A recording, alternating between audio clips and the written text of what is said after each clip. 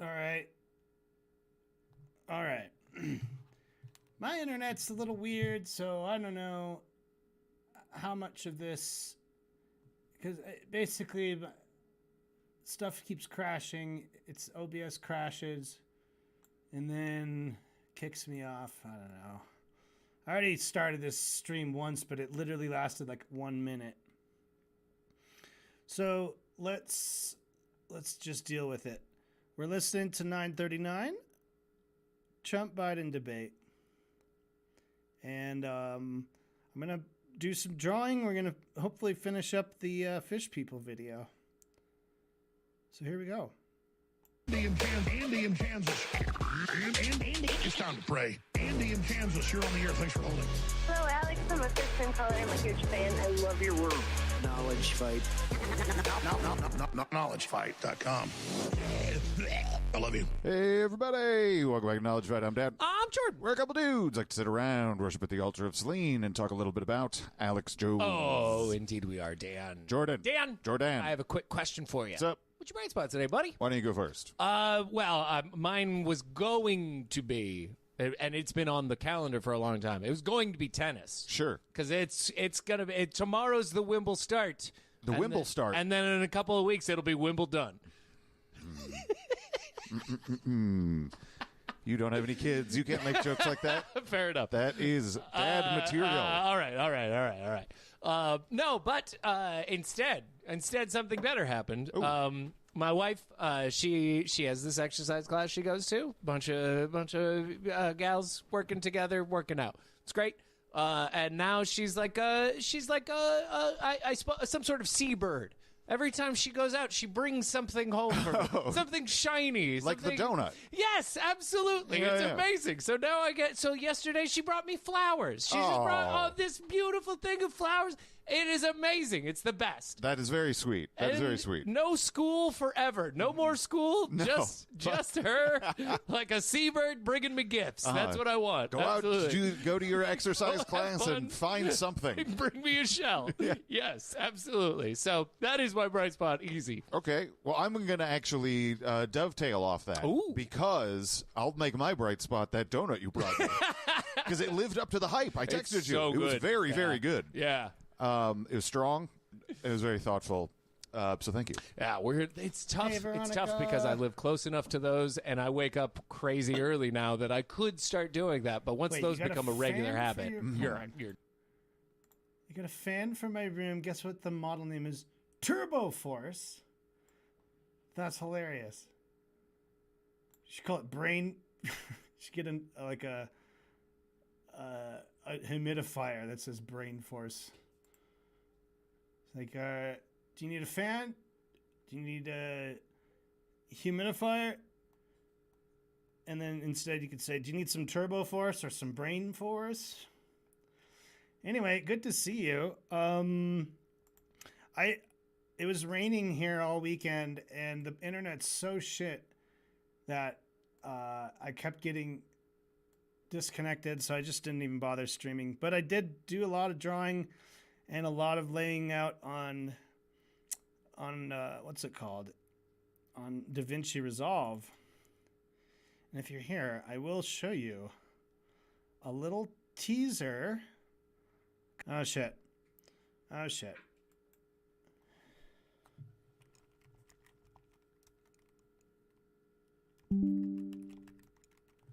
Okay. I paused it when the stream was lagging. But so we're talking to a genetic engineer who whispers. And then we're in Alex's imagination. And there is the dark, mysterious aquarium.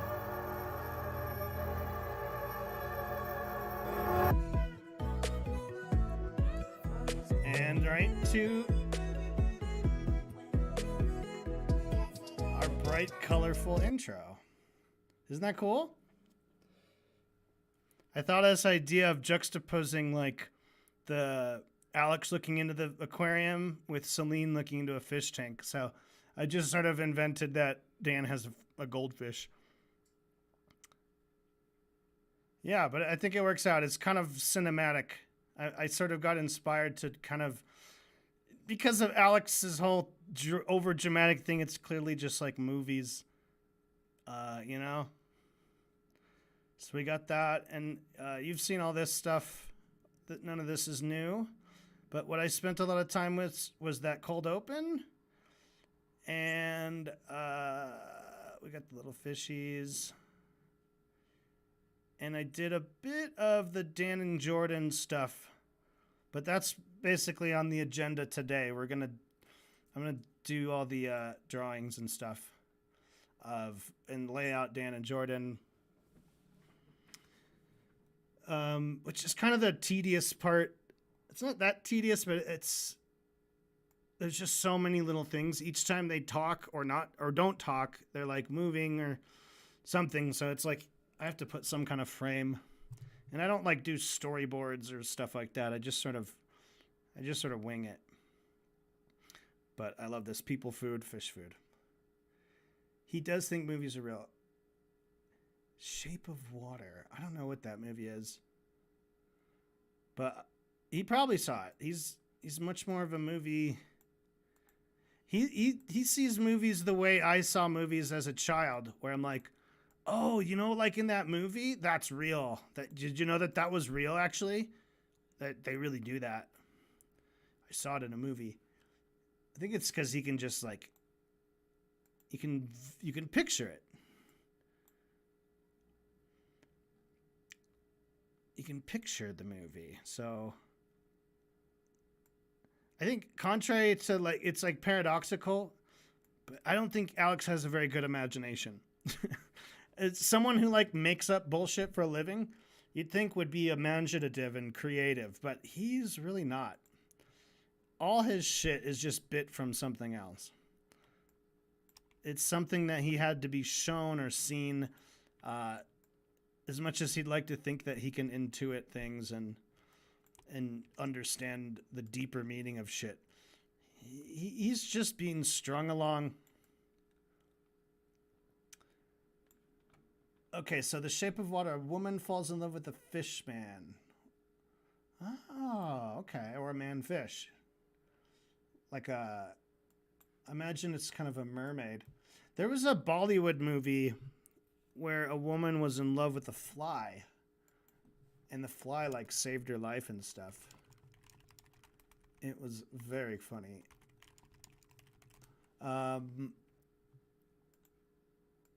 Let's see. I don't think. How old is this movie? 2017. Okay, and it was an Oscar winner. Yeah, I'm surprised I didn't see that. This is exactly what I wanted to draw, was Alex looking into the face of the fish person. But I ended up doing where you can't see the fish person's face, which worked out better actually, because I like to be able to reveal it halfway through the cartoon. It's a pretty handsome fish guy, though. Does he have sad human eyes? Not really. His eyes actually are the least human part. Those lips are nice and kissable. He's got some juicy lips, but definitely didn't do the human eyes. That's different. Those are different eyes. That's not The Shape of Water. That's Swamp Thing. Is that Swamp Thing? Huh. Anywhoozleby. I made The Shape of Water without seeing the movie. I guess I did. I didn't really, though. I mean, there's only so many ways a person can gaze into the eyes of someone on the other side of a aquarium. And I didn't even get it exactly right, but yeah. The lips are juicy and everything works downstairs. That's the point. Yeah, that works. I think sounds like a great premise. I'm surprised it's like an Oscar movie. That doesn't seem like although I guess I have no fucking idea. I actually watched a video where someone watched all the Oscar winners And I hadn't seen a single movie on that of all of any of them. I don't think I saw. I mean, okay, no, I saw Beautiful Mind. I can't remember if there. There's probably a couple that were happy that if they were like Oscar winners, like when I was in high school, I probably saw them. But that whole list, anything in the last 10 years, I was like, I've never even heard of these.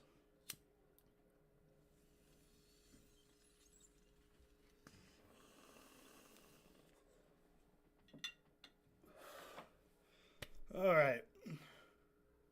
Some are really good, some are terrible. Yeah. I think it's because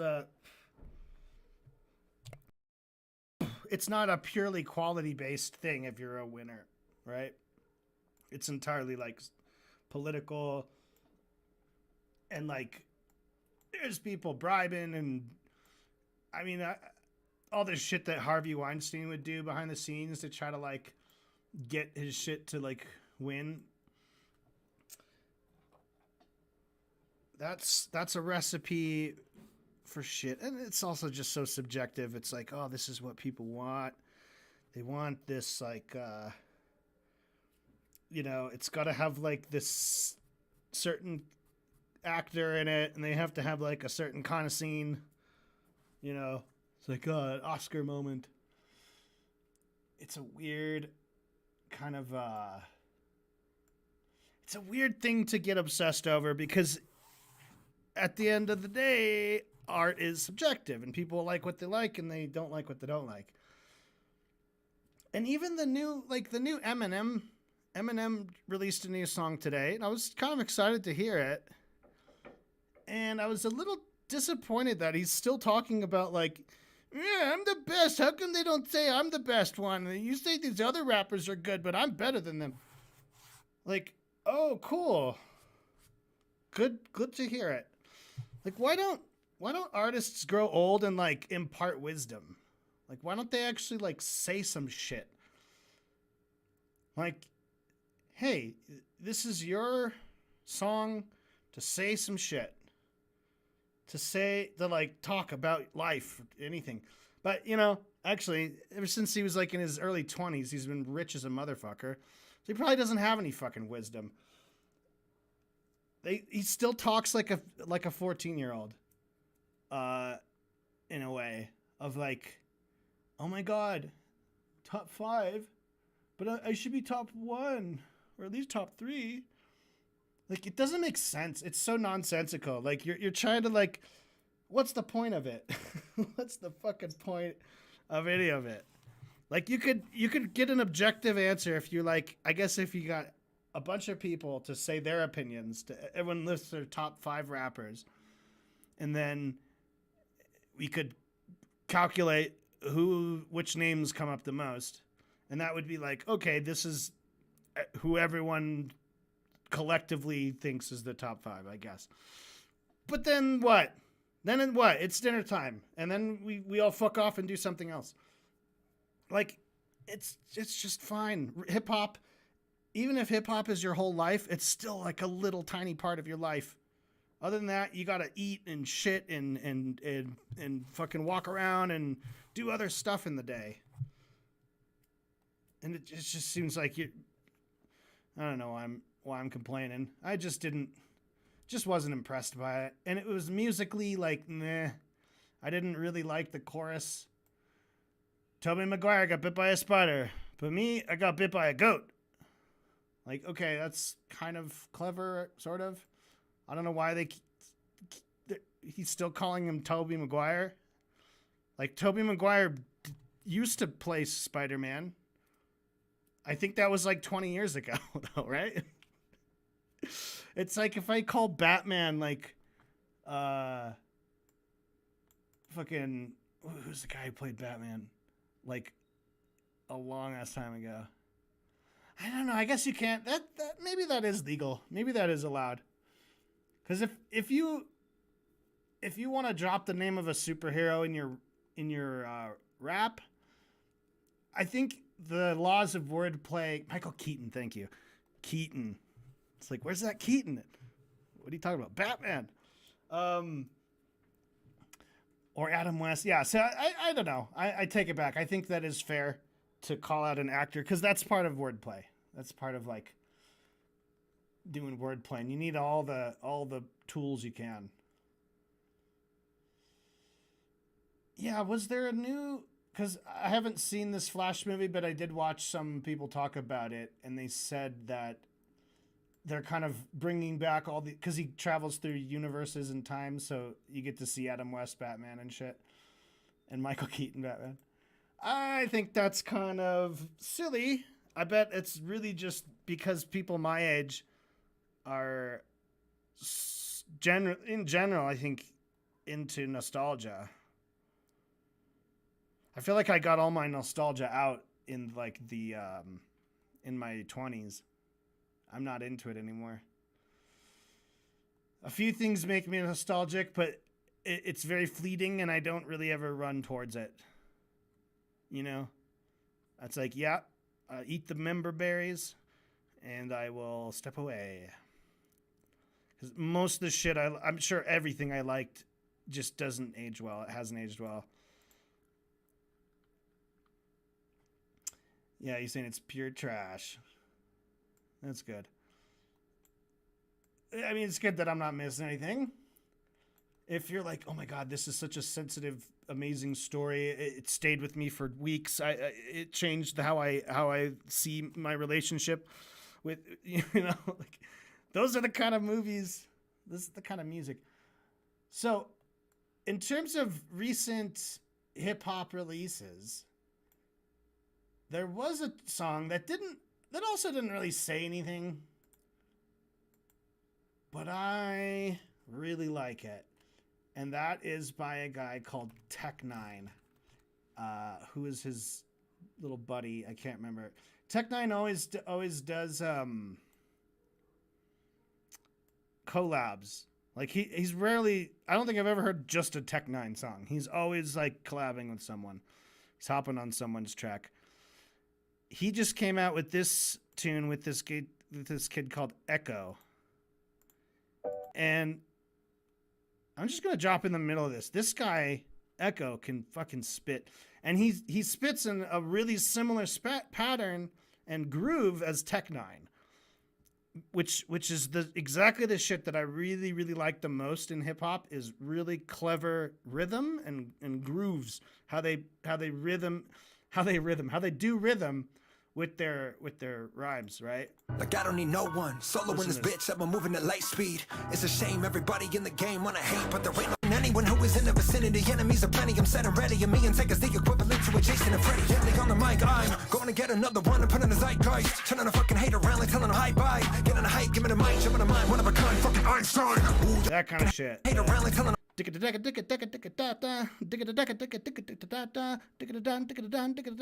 Oh, right? That's sick. And nobody does it better than Tech-9. Listen to this guy.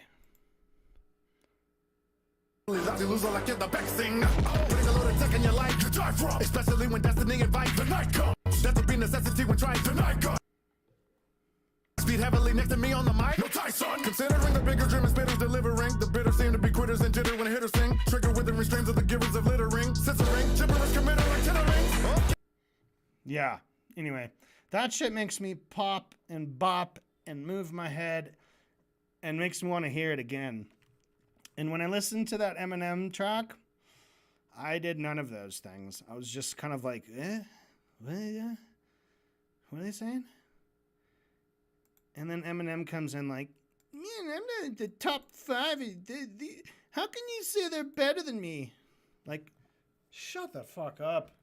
I mean, there's some stuff that I like. There was actually the 2 features that were on the record were decent, but they both sound exactly the same.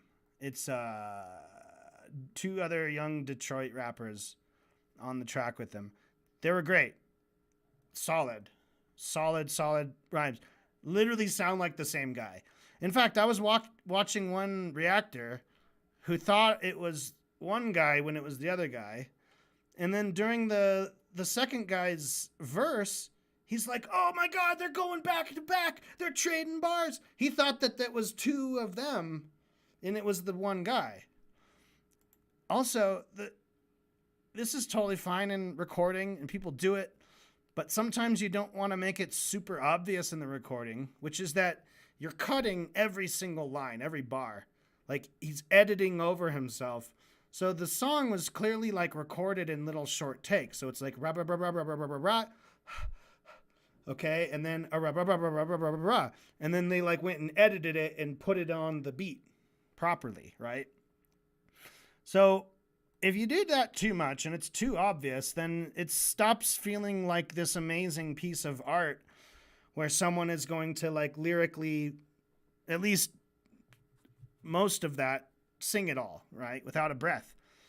And it's okay to breathe. Like music has breath. Rap has breath. They're called rests. It's a musical concept that is actually, not only is it like useful, it's necessary. Or the music will just drive you crazy. So hiding all your breaths with edits is kind of silly because you're sort of taking away one of your musical tools. And yeah, I love reaction videos too. Anytime I hear a new rap song I like, or honestly one I don't like, I often go and watch different reactors and stuff like that. And I also love to watch people react to shit that like I love and they're reacting to it for the first time and just discovering it. So like, you know, I'm a fan of like a lot of different great rappers, and then you'll find videos where people are like, I've never heard of this artist. Let's check it out. Let's see.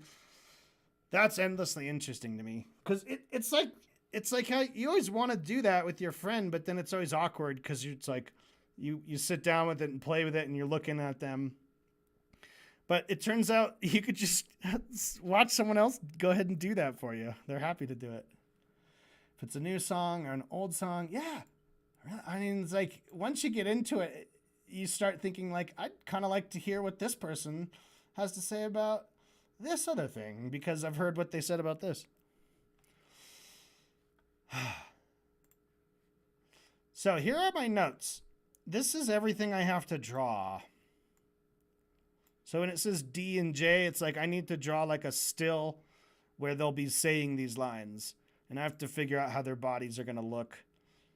And then after that, I'll place them on the timeline on the video editor. Slam's desk. I mean, we are screwed, people. I mean, do you understand that? Okay, I actually have this part down already, so that's done. And, you know, I keep obsessing because it's in the news what they're doing now. They don't show it to you. They just go, yeah, just eating on farms are embryos of humans growing in animals. So he says, I keep obsessing because it's in the news what they're doing now. They don't show it to you. So when Alex says it's in the news, and I think in this case, it'll be on InfoWars, right? It's in the news, but they don't show it to you. Just as because before this, he even says, I never told this on air because it's too fantastical. So, and he says the news, they don't show it to you. He's talking about himself. We don't show it to you. Okay? That's at least how I'm going to interpret this. So, they just go, yeah. So I'm thinking, maybe we'll draw him at the desk. Oh, you know what we should do? I haven't done this before. He's got that ceiling cam.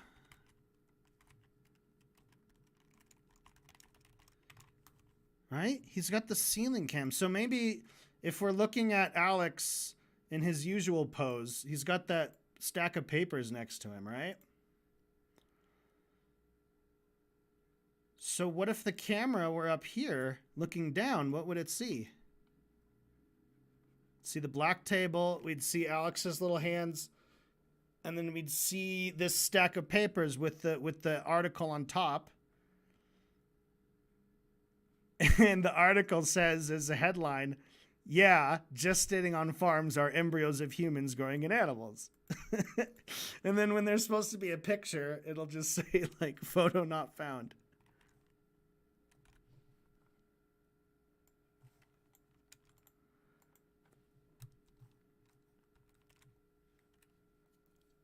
it's in the news. So yeah, right. As soon as he says it's in the news, we'll cut to the ceiling camera, and we'll look down on it. Great, that's a good idea. I want to say thank you, Veronica, for that idea. I know you didn't come up with it, but I still want to thank you for just because I don't think I would have come up with it if I weren't talking aloud, and I wouldn't be talking aloud if you weren't here. So thank you. Great work.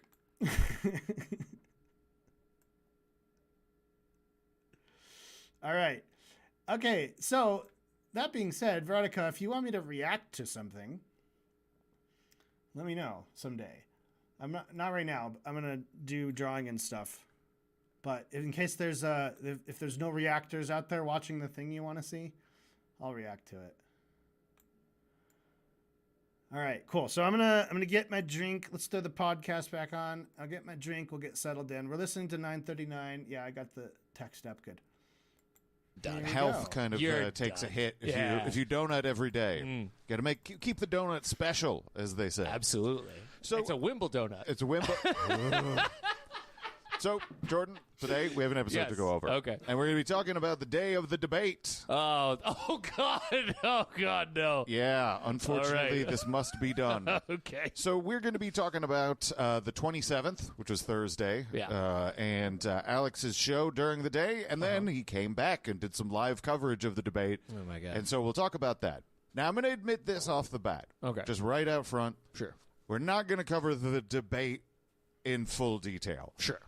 If people want coverage of the debate, I think they might find it better elsewhere, as there's a lot of that doesn't end up playing on Alex's show. Why would it? I watched the full debate, and there were large chunks that you would have no idea happened if you watched Alex's show. Yeah, that sounds right. So we're going to cover Alex's coverage of it, not the debate itself. Yeah. And that's an important distinction.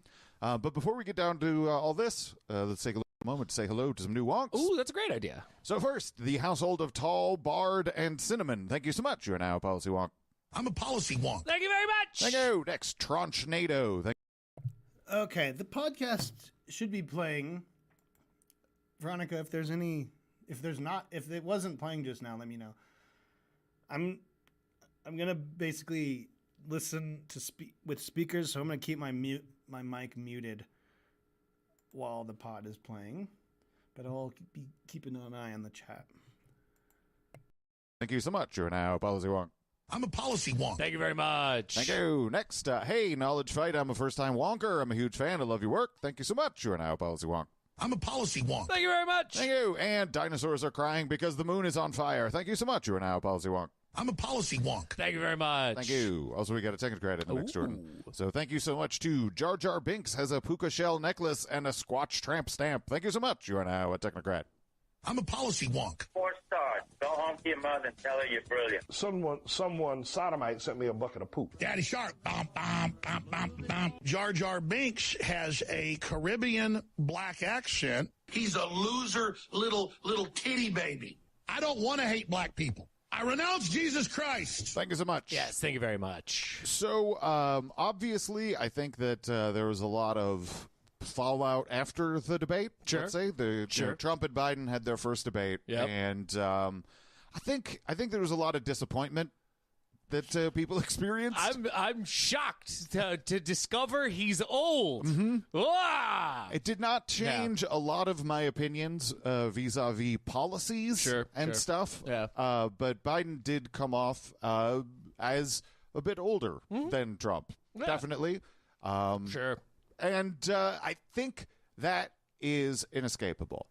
But on this Thursday, Alex is doing a lot of prep work in terms of Trump being bad. Okay, so Alex is out the gate thinking, all right, well, I'm assuming Trump is going to sound like an absolute fucking lunatic. It seems like he's doing a lot of groundwork in case things go bad. Right. And everything is going to be fucking rigged. Okay.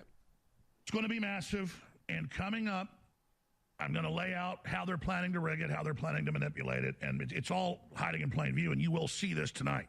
And I know exactly what they're doing. So it's a good thing that I'm talking to the Trump campaign at the highest levels. They're not stupid either. They know what to expect. But this is going to be amazingly one-sided in how they rig it. Kind of like Gladiator, where they stab Maximus in the heart right before they make him go out and fight, but he still wins. Yeah, so it's all going to be rigged against Trump. Now, Sure.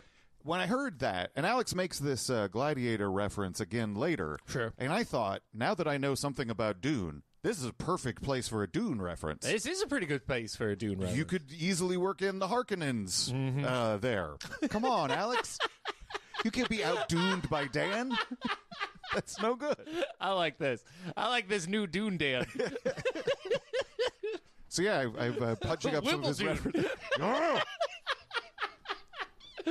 Okay. So yeah, it's all going to be rigged against Trump. Yes. That's the name of the game going in. Now, here is the downside, and this is what I wish people would be reacting to correctly, as opposed to what they're doing, which is incorrect. Biden was absolute trash. Absolute trash. He looked like he was dying in front of us, right? But, idiots on the right, everything is a conspiracy. So either that was on purpose or everything is not a conspiracy. You do not get to gloat about a win.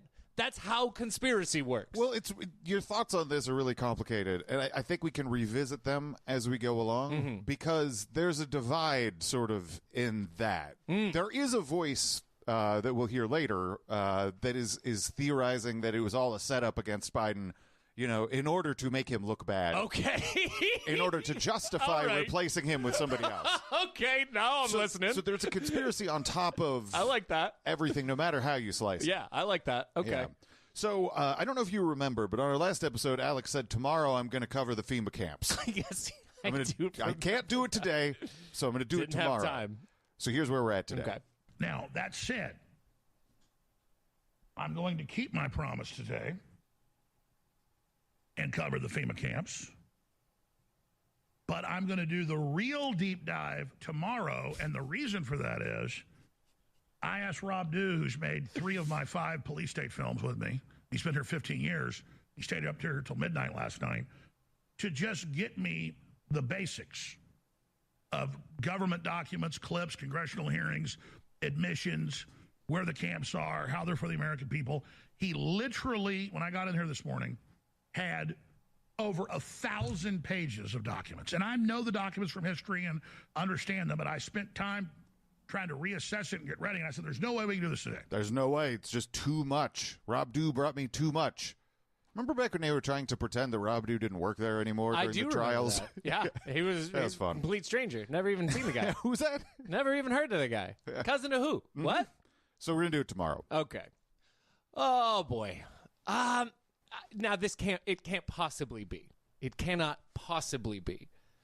But I would hazard if Rob Dew is working overtime at a place that is going out of business imminently, he's either got way too much free time or, I don't know, something creepy's going on. Maybe they're digging underneath. Okay, here's what they're doing. Okay. They're digging underneath the InfoWars studio because I thought Rob Dew didn't work at InfoWars anymore.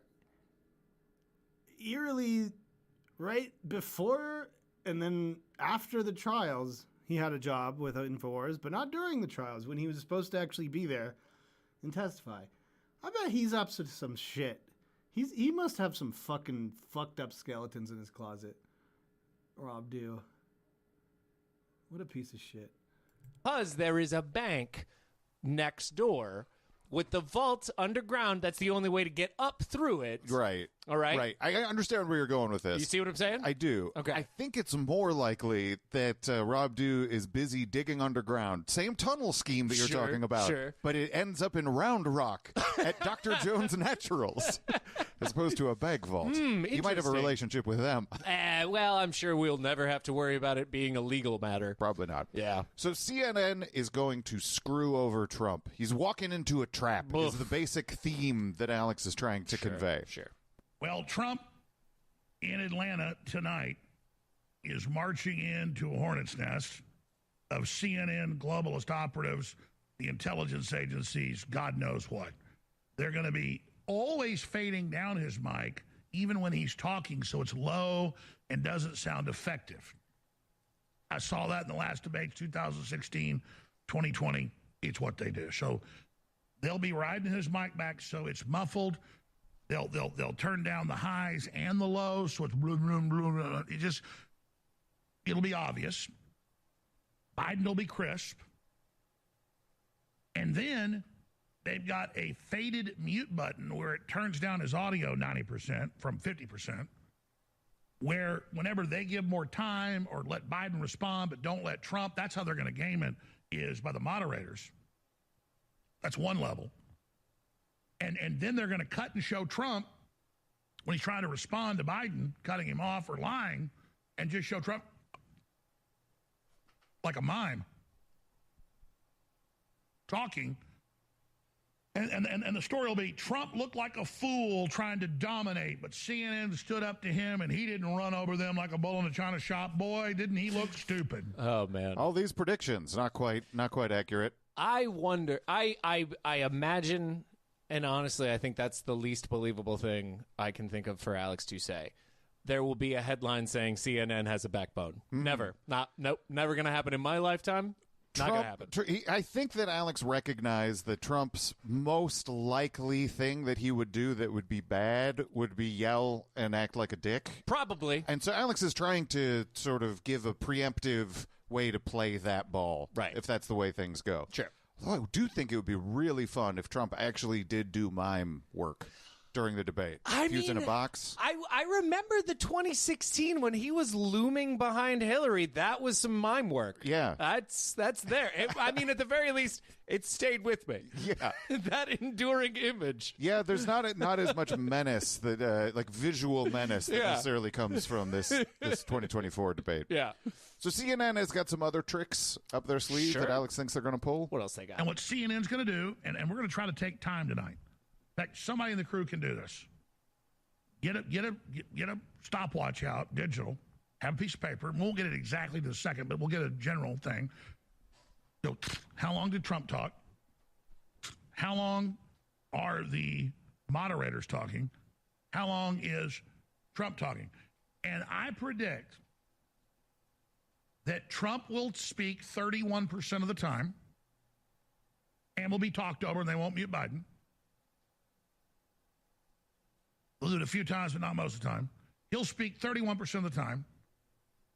The moderators will speak 15% of the time.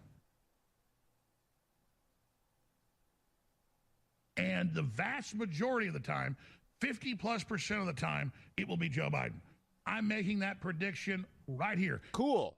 Hashtag Alex Jones was right. Yeah, right? Except he wasn't. No. This is totally wrong. Trump spoke for 41 minutes and 2 seconds of the debate, and Biden spoke for 36 minutes and 12 seconds. So almost 5 minutes less was Biden time. Sure. So Alex is just whatever. 100% Just wrong. throw it all at the floor. Yeah, why not? Yeah, but this is the narrative that Alex wants to have in place. They're not even going to let him talk. Biden's going to get so much more time. Yeah. And to the point where, like, he's just insisting that this should be the story before anything even happens. Before we've had the debate. Yeah. Yeah. You won't have to do it like we're doing live, trying to figure it out tonight. You can take the debate, you can, with a stopwatch, get it perfectly, and I want that to be a news story. How long did Trump speak? How long did moderators speak?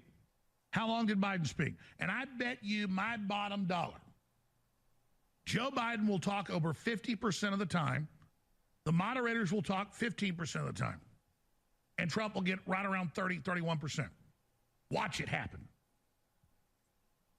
But that's not the big takeaway. It's going to be, again, when they mute him, and he's going, look how funny it is. How we muted him, because they think like children. That's what they do with everybody. They shadow ban you, they debank you, they use a social credit score. They're going to do it all in front of you tonight, like they're so smart. So Alex has lost his bottom dollar because Trump spoke more than Biden. You know, that when they turned J. Jonah Jameson into Alex Jones in the Marvel Universe, you were like, that makes sense, because he's a loudmouth, boorish asshole, right? What was weird there is that I heard Alex turn into J. Jonah Jameson, just like, I want that to be a headline. Get me Spider-Man! Yeah.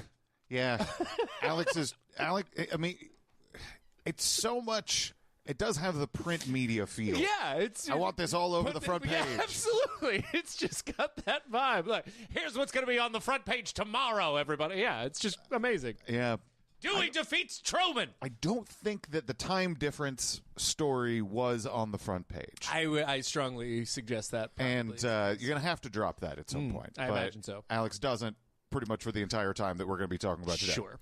So there's going to be some other things that are happening at this debate that Alex is also wrong about. Okay. And they've got other tricks. Snipers. Biden gets to sit down because they know Trump doesn't like to sit, and Trump has more energy on his feet. They don't want the energy of the big Trump up there with the crackhead crypt keeper Biden. So Biden will be able to, Biden's going to have an earpiece. Wait, he's a crackhead and a They're going to have Trump's mic not just muted when they mute it, it'll be muffled. They're going to mess with the audio, which I saw at the last 2 presidential runs. So they weren't sitting down. Trump didn't have bounding, enormous energy that terrified everyone. Yeah. Although I do think it's fascinating that you thought that the other tricks up their sleeve might be snipers. I mean, because you're making sort of a joke, and it's not that far off. No, from the theory that Alex has. Yeah. I mean, what if? Okay, so I'm obviously not saying that there's going to be murder snipers there. That's not why you would have snipers there. If you were going to murder the president, you just go do it, right? You don't need a sniper during a debate on TV. No. It's to fire BB guns at their feet, so they got to always be dancing. Always, like an old West guy, like firing the revolver at the always be dancing. Sure, I've seen cowboy shows. I think that's how they do it. Yeah, that's how they kept Biden so fresh. I didn't see much of that going on when I watched the debate. Always above the waist. The framing of the shots, definitely could have been hiding something. But I'm not being exaggerating here. Yeah. Alex is thinking there might be an assassination. Okay, great. At Good. the debate. Good.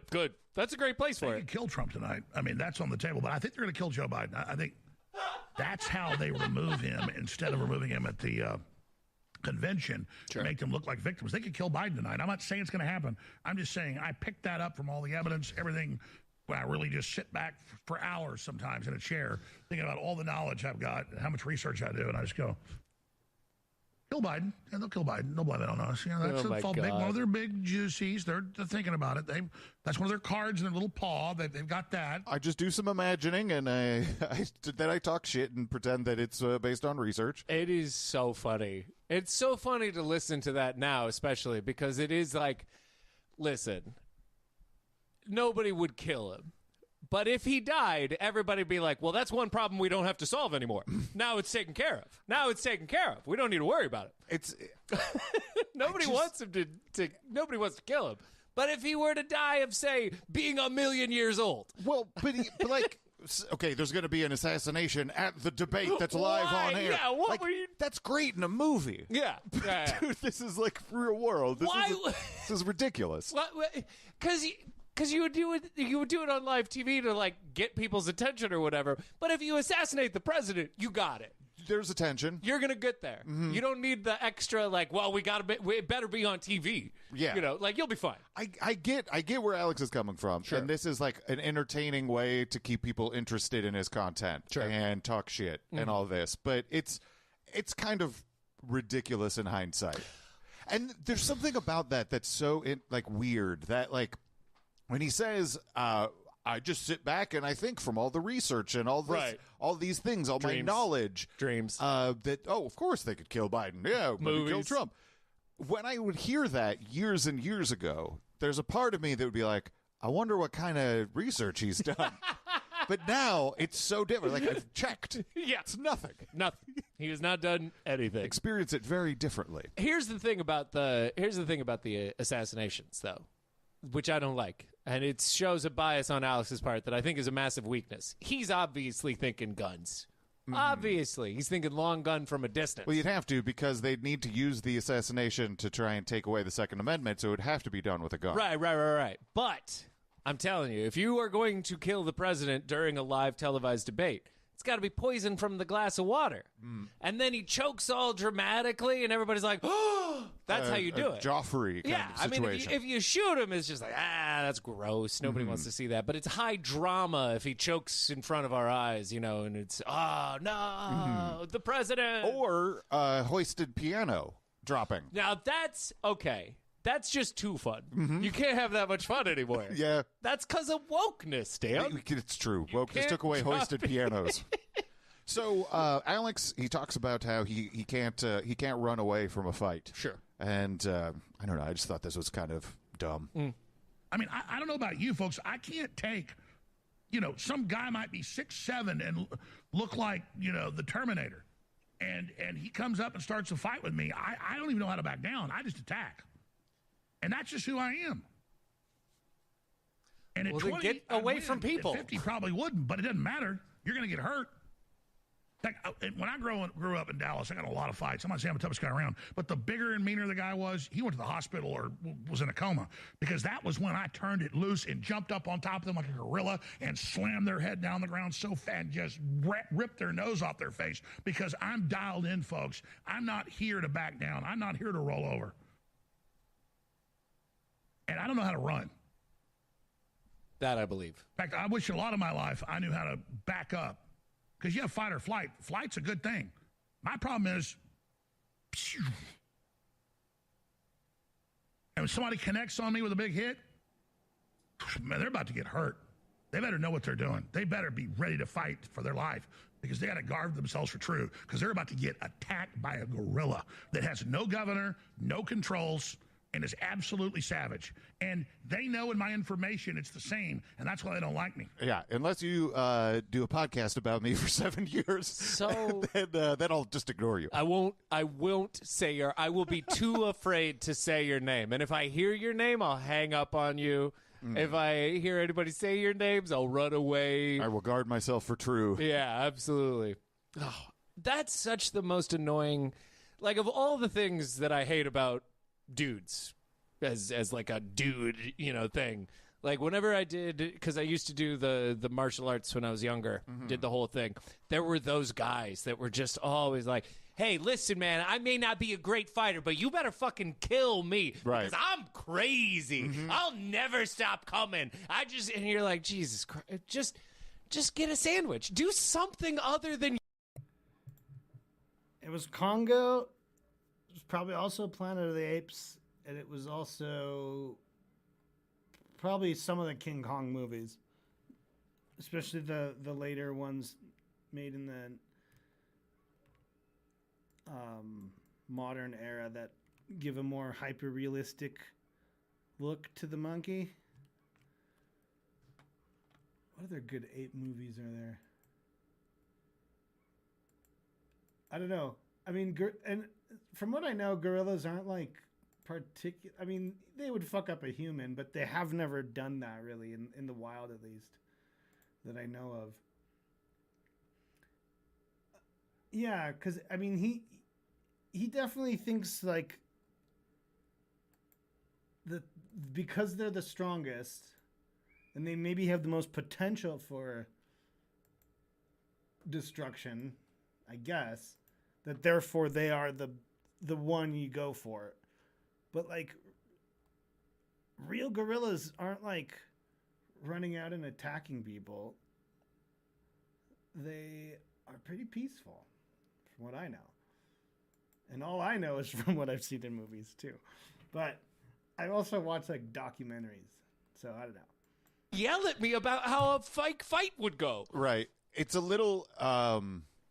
I feel like it's we're going back to cartoons with the hoisted piano, but it's the really loud character that gets hit once and then runs away. Yeah, or absolutely. Whatever. Yeah, like it just has that energy. Yep. To Alex. Yep. It's a little sad. It is. So we know from listening to Alex that the plan is to divert everything over to Dr. Jones Naturals. No, there's no way that that's a plan that anybody could see. It's very obvious. Nope. But it turns out that Alex might have even more businesses stacked up. It is an honor to take on these Satanists, and that's my commitment to you. And that's what President Trump's doing. So you should pray for him, and you should support him, and you should have that eye of the tiger focus against the enemy, the commitment of victory. And there is a real feeling of total liberation in not caring anymore and swinging for the fences. Please support our sponsor, drjonesnaturals.com. It's separate from InfoWars. And whatever happens to InfoWars, we hope we can save it. drjonesnaturals.com will be the next big target. That's fine. We got 50 others after that one. That's the next target in line. Go there, ready to ship, amazing products, up to 57% off on colloidal silver, the highest quality silver bullet. There's the next little foundational energy about to sell out, all the nano silver products. Yeah, don't worry. Our scheme is elaborate. I mean, this is the type of shit that is like the most depressing part of this, because the truth of all of this is right. Like, he's right. They're just going to keep doing this. So you're going to have to sue that company. And that company's going to have a lawyer, and that lawyer's going to take you to court, and then you're going to do the thing. Yeah. And then they're going to find out that, Cousin Buckley set up a vitamin business. So then you're going to have to go to court again. It's totally unrelated. Then you're going to have to go to court again. And then you're going to have to go to court again. All of this, all that he's doing is just to eventually get people to the point where they say it costs us more to fight back than it does to just let him do whatever it is that he fucking wants. Yep. And that it is so obvious that that is what's going on. Yeah. And that no one is doing anything about that is insane. But I remember back when it was earlier on in the lawsuits, like he and Barnes would talk about how that is a strategy of like that they're using to make it too costly to pursue this these suits against them. Yeah, and the legal system was like, yes, that's a great idea because we are the cost. You pay us. We're the ones who get the money. Yeah. Yay. So Alex, he set up his sort of predictive narratives about the debate. Yeah. There's going to be maybe a murder, which is very exciting. That would be exciting. At very least, Trump is walking into a trap where they're not going to let him talk. And Biden's going to be sitting down. That would be pretty exciting, too. And so I was like, let's just get to it. Let's just jump to the debate. Yeah. So we're gonna do that. We're gonna jump to an hour before the debate. And Alex started another stream, and it's got the same vibe. Does it? This is a trap. This is a Trump trap. Trap. Coming to you live from the InfoWars Embattled Studios in Central Texas. It's June 27th on this live Thursday night transmission, 7:05 Central Standard Time. And coming up in 55 minutes, we're going to be simulcasting this CNN rigged debate with all the manipulations and things they've got admittedly baked into this. Trump is walking into a trap, but President Trump knows that. And I just can't believe that the crypt keeper, Joe Biden, the Chinese communist spy, the Russian spy, the Ukrainian spy, the father of the crackhead, the guy that his daughter said molested her in the shower, that he's got the nerve to get up there on stage. Now, they're going to have him lit up like a Christmas tree on methamphetamine and a lot more. This is going to be historical. So, yeah, Biden's a spy for Russia and Ukraine. Yeah, that's turns cool. out. That'd be fun. Sure. So, yeah, this is still this is the perfect way for Alex to engage with whatever happens. Yeah. Because if there's a setup, if it's a trap, and Trump looks like shit, then, of course, it was a trap. He did the best he could. Yeah. What are you supposed to do? If he comes out looking okay, it's like, he did that and it was a trap. Yeah. It's perfect. This is the way you do it. Under promise, over deliver. That kind of idea. Okay, here's my question. All right. You watched the debate. I didn't watch the debate for obvious reasons. I wanted to watch it unfiltered so I could assess the way that Alex was engaging with it in a certain amount of fairness. Right. Yeah. No, it makes sense. Do you think they gave Joe Biden some drugs? No, I don't know. I don't. Okay. I don't think so necessarily. I don't know. I feel like you should give him drugs.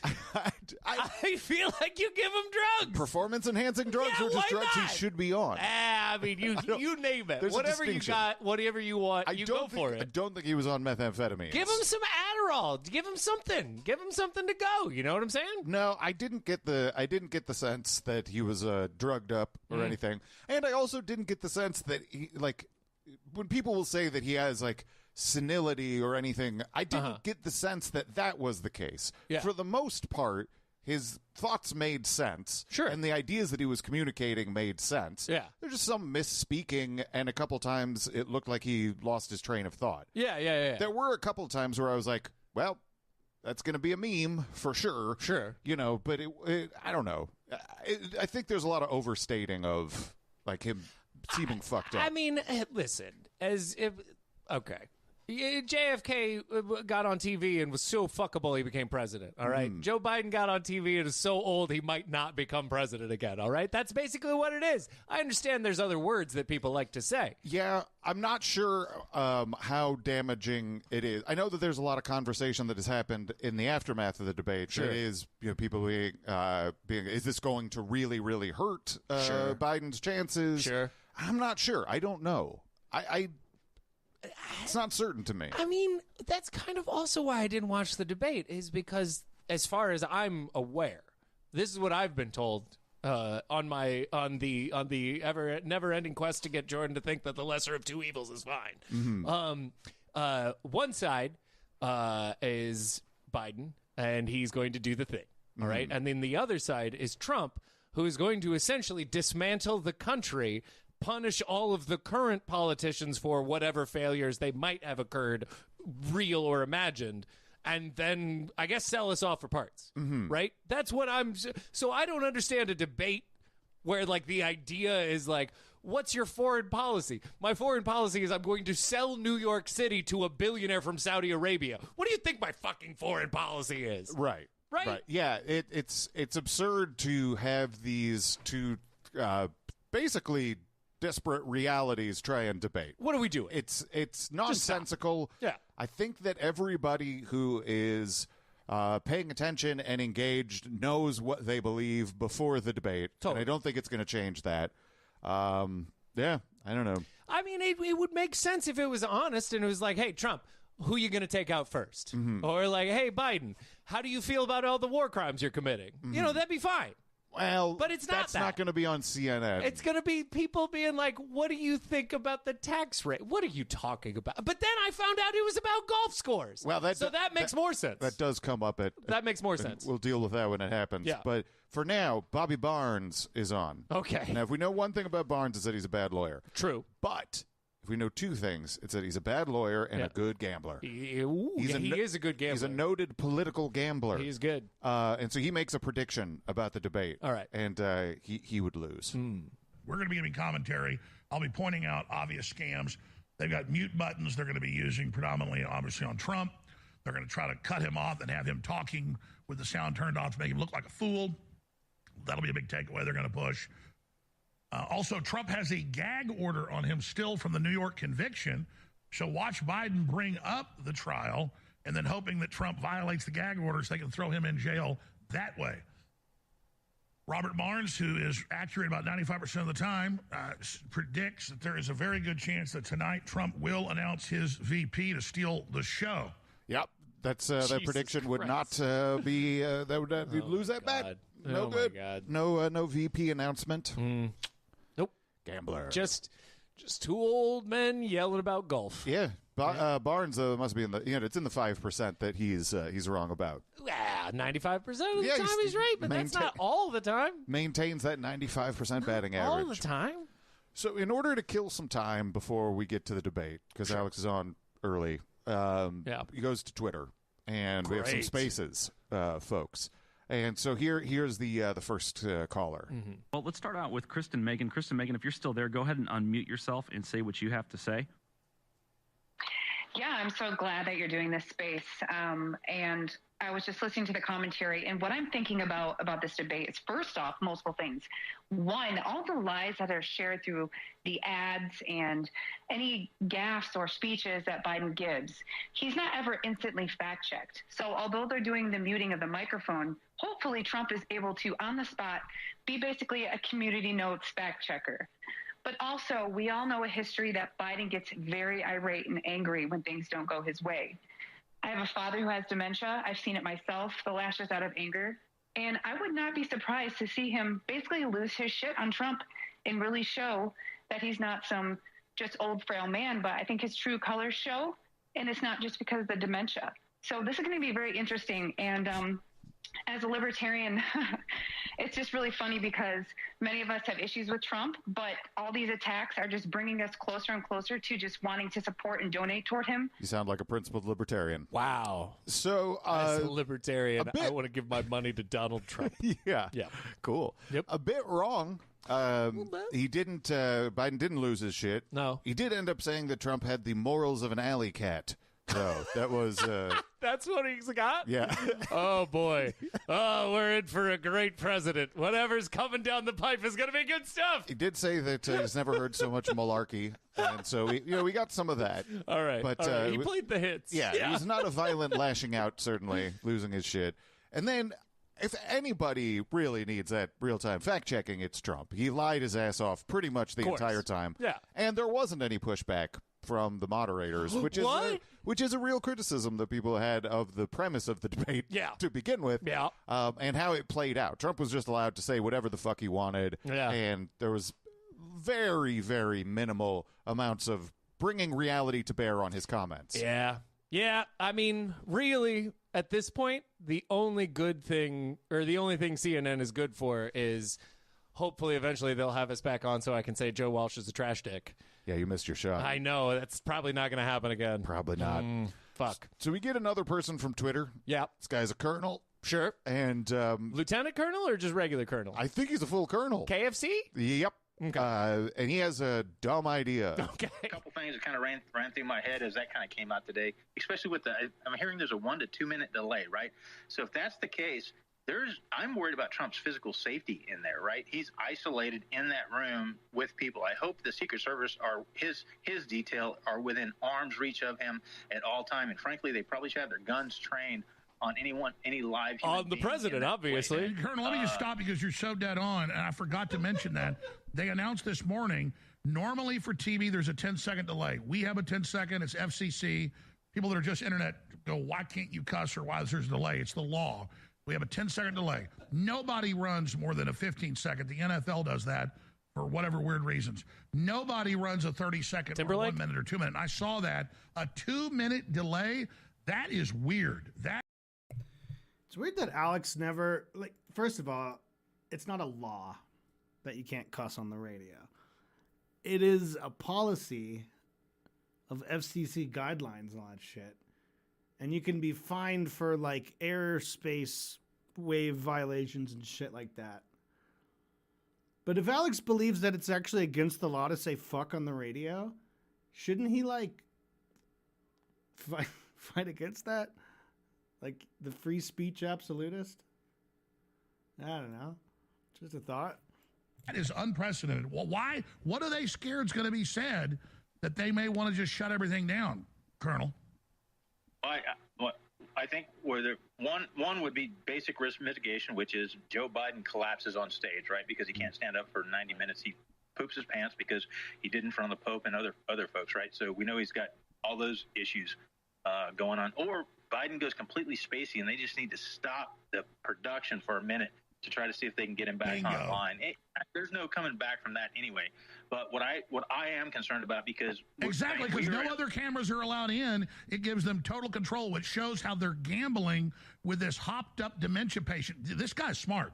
See, I wouldn't even have thought of that. Keep going, Colonel. Yeah, this guy's smart. This guy's got it. So it's really fucking suspicious that they have a 2-minute delay. Why would they do that? That is fucking suspicious. I mean, I don't even know if that's true. All right. Do you think Alex does? Do you think he knows? I don't think he knows. Nope. It's not true. Okay, there Some we go. idiot posted this on Twitter, and then it got repeated by all the expected right-wing dum-dums on social media. They claimed that CNN was running the debate with a 2-minute delay so they could edit it live and present it however they wanted. Sure. This was all just a rumor that a random account came up with on Twitter, which CNN's PR account literally responded to saying, quote, "This is false." And yet it's accepted as gospel by folks like Alex, who use it as an important piece of information to build up this conspiracy. It's absurd. So wait. This person put out this information on Twitter, correct? Yeah. Mm-hmm. Right? But I just heard on Twitter, on a Twitter Spaces, that this woman wanted Trump to be like a community notes for Biden. Yeah. Right? Because she wants people fact checked. Sure. Now, if you're suggesting that this information is false was on Twitter and presumably had a community note attached to it. It might have. I'm not sure. I imagine it's hard to suggest those community notes work very well. They really are running with this, though. There's a 2-minute delay. They're really going for it, huh? Yeah. Just going to go with it. And maybe it's where they're going to do the murder. That would be a great time. So that's the Joe Biden portion of it, right? He could collapse or whatever. But what I truly worry about is the physical safety of President Trump. Because if they have 2 minutes, and if his Secret Service, like his son needs to be standing next to him, or at least right there next to him, because they could hit him with something. Yeah, we could get them both. And I would not put it past the demons that poisoned everyone in the entire United States military to hit him with a And by the way, I saw articles on CNN and the Washington Post saying they're predicting one of them will have a guys, type in, experts believe one of the two candidates will have a medical emergency. That's a ridiculous. So what do you make of that? Yeah, what do you make of that? What do you make of that? So they might hit him with a direct energy weapon in the 2-minute delay that they have. That would be sneaky. That's why one of his sons needs to be there, I guess, to protect him, to jump in the line of the direct energy weapon. Something. Yeah. This is good stuff. You know, I would like everybody to just stop and we're not in 2024. Mm-hmm. Right? We're just gone. All right. The year is 1996. All right. It's Bob Dole versus Bill Clinton. Mm-hmm. Imagine we're saying all these similar things about Bob Dole versus Bill Clinton. They're going to kill Bob Dole. They're going to kill Bob Dole. No, I know. It's we're so far gone in Crazy Town that it's not even This is fantastic. Can't even see our way out. I mean, sure. Yeah. I'm gonna go ahead and say it. The internet's bad. It's bad for all of us. It might have led to a little bit of this. Thing. Yeah. So we got another Twitter person, facilitated by the internet, coming on to Alex's show. They talk a little bit about VP choices. Okay. And this person wants Vivek. Rhymes with snake. Alex has some other ideas. Okay. Yeah, so I'm not entirely sure. I'm hoping it's Vivek. I'm going to just keep my hope alive for now. But if it was Carson, I think he's trustworthy. He's just a kind of a quiet, softer spoken guy. So that makes me a little anxious. And as for J.D. Vance, my only worries there are he used to be a very strong never Trumper, and you never know anymore. It just makes me really a little bit anxious there. But thank you, Alex. I appreciate you. You're awesome. Thank you. So, I ran into J.D. Vance, had a conversation with him at the TP USA Action event in Detroit, and we had an interesting behind-the-scenes conversation. I'll leave it at that. But the word is, it's down to Carson and him. So, what was your impression of him, just man-to-man meeting him? It was you were there. Yeah, I saw it, but I wasn't in on the conversation. Just vibes. You know, I don't want to hurt the campaign because they'll use it. I'm not going to talk about it until later. Makes sense. But, I mean, he defended me when he was running for Senate. He defended me since. And so that takes a lot of guts. He's also been against the Ukraine war and a bunch of other stuff. So I know he wasn't perfect, 7-8 years ago. And I get that. Trump likes him. Yeah. So had a very interesting discussion with him and his chief of staff. I'll leave it at that. But they're big listeners. Yeah. A return of the Brendan Coach McGurk energy. I know. I just love it so much. I want Melissa there. I want everybody. Yeah. Low key. I think I have become a big, Chase may be my favorite person at InfoWars now. I think so, too. I think he's actually risen the ranks. He's definitely leaped over Owen and Harrison, for sure. Yeah, easy. There's something fascinating about this dynamic. He's so ridiculous as a human being. And then to be paired with Alex, it is almost, because it's almost like Alex is confused by him, too. Like, hey, are you immune to me or of some sort? What is happening? Are you fucking with me? Who are you? Yeah. Am I actually impressing you? What is happening right now? Yeah, 100%. I finally found a 9-year-old to be cool in front of. I've watched Chase by himself, and he certainly doesn't. I don't enjoy him as much by himself, but with the two of them together is electric. There is something to it. Yeah. So we get another person from Twitter who's like, hey, they're just going to mute Trump's mic. Sure. And Alex tries to demonstrate why that won't work. Ooh. And this is fun. I've been wondering if they're going to actually even let him talk. If I was Donald Trump right now, I would be learning sign language. I mean, if they're going to shut your mic off, it'd be nice if we could just have someone just interpreting the stuff he's trying to say to Joe Biden while Joe Biden's just mumbling on stage. Well, I think it's going to be a laughing stock. If I had time, because I haven't thought about this, if I want to get a message to Trump, I can talk to him. But I don't know if Trump knows about acoustics. But, Harry, let me put you on hold. Let me show you something right now. Guys, can you do this? I don't know if you turn my microphone off, which is similar to the lavs they're going to be wearing or the desk mics they're going to have. Lavaliers. And I'm going to show you how it doesn't stop you if they turn your mic off. So go ahead and turn my mic off. Oh, my God. Part of the same system. We're not really set up to do that. Just tell me we can. If we can't, it's okay.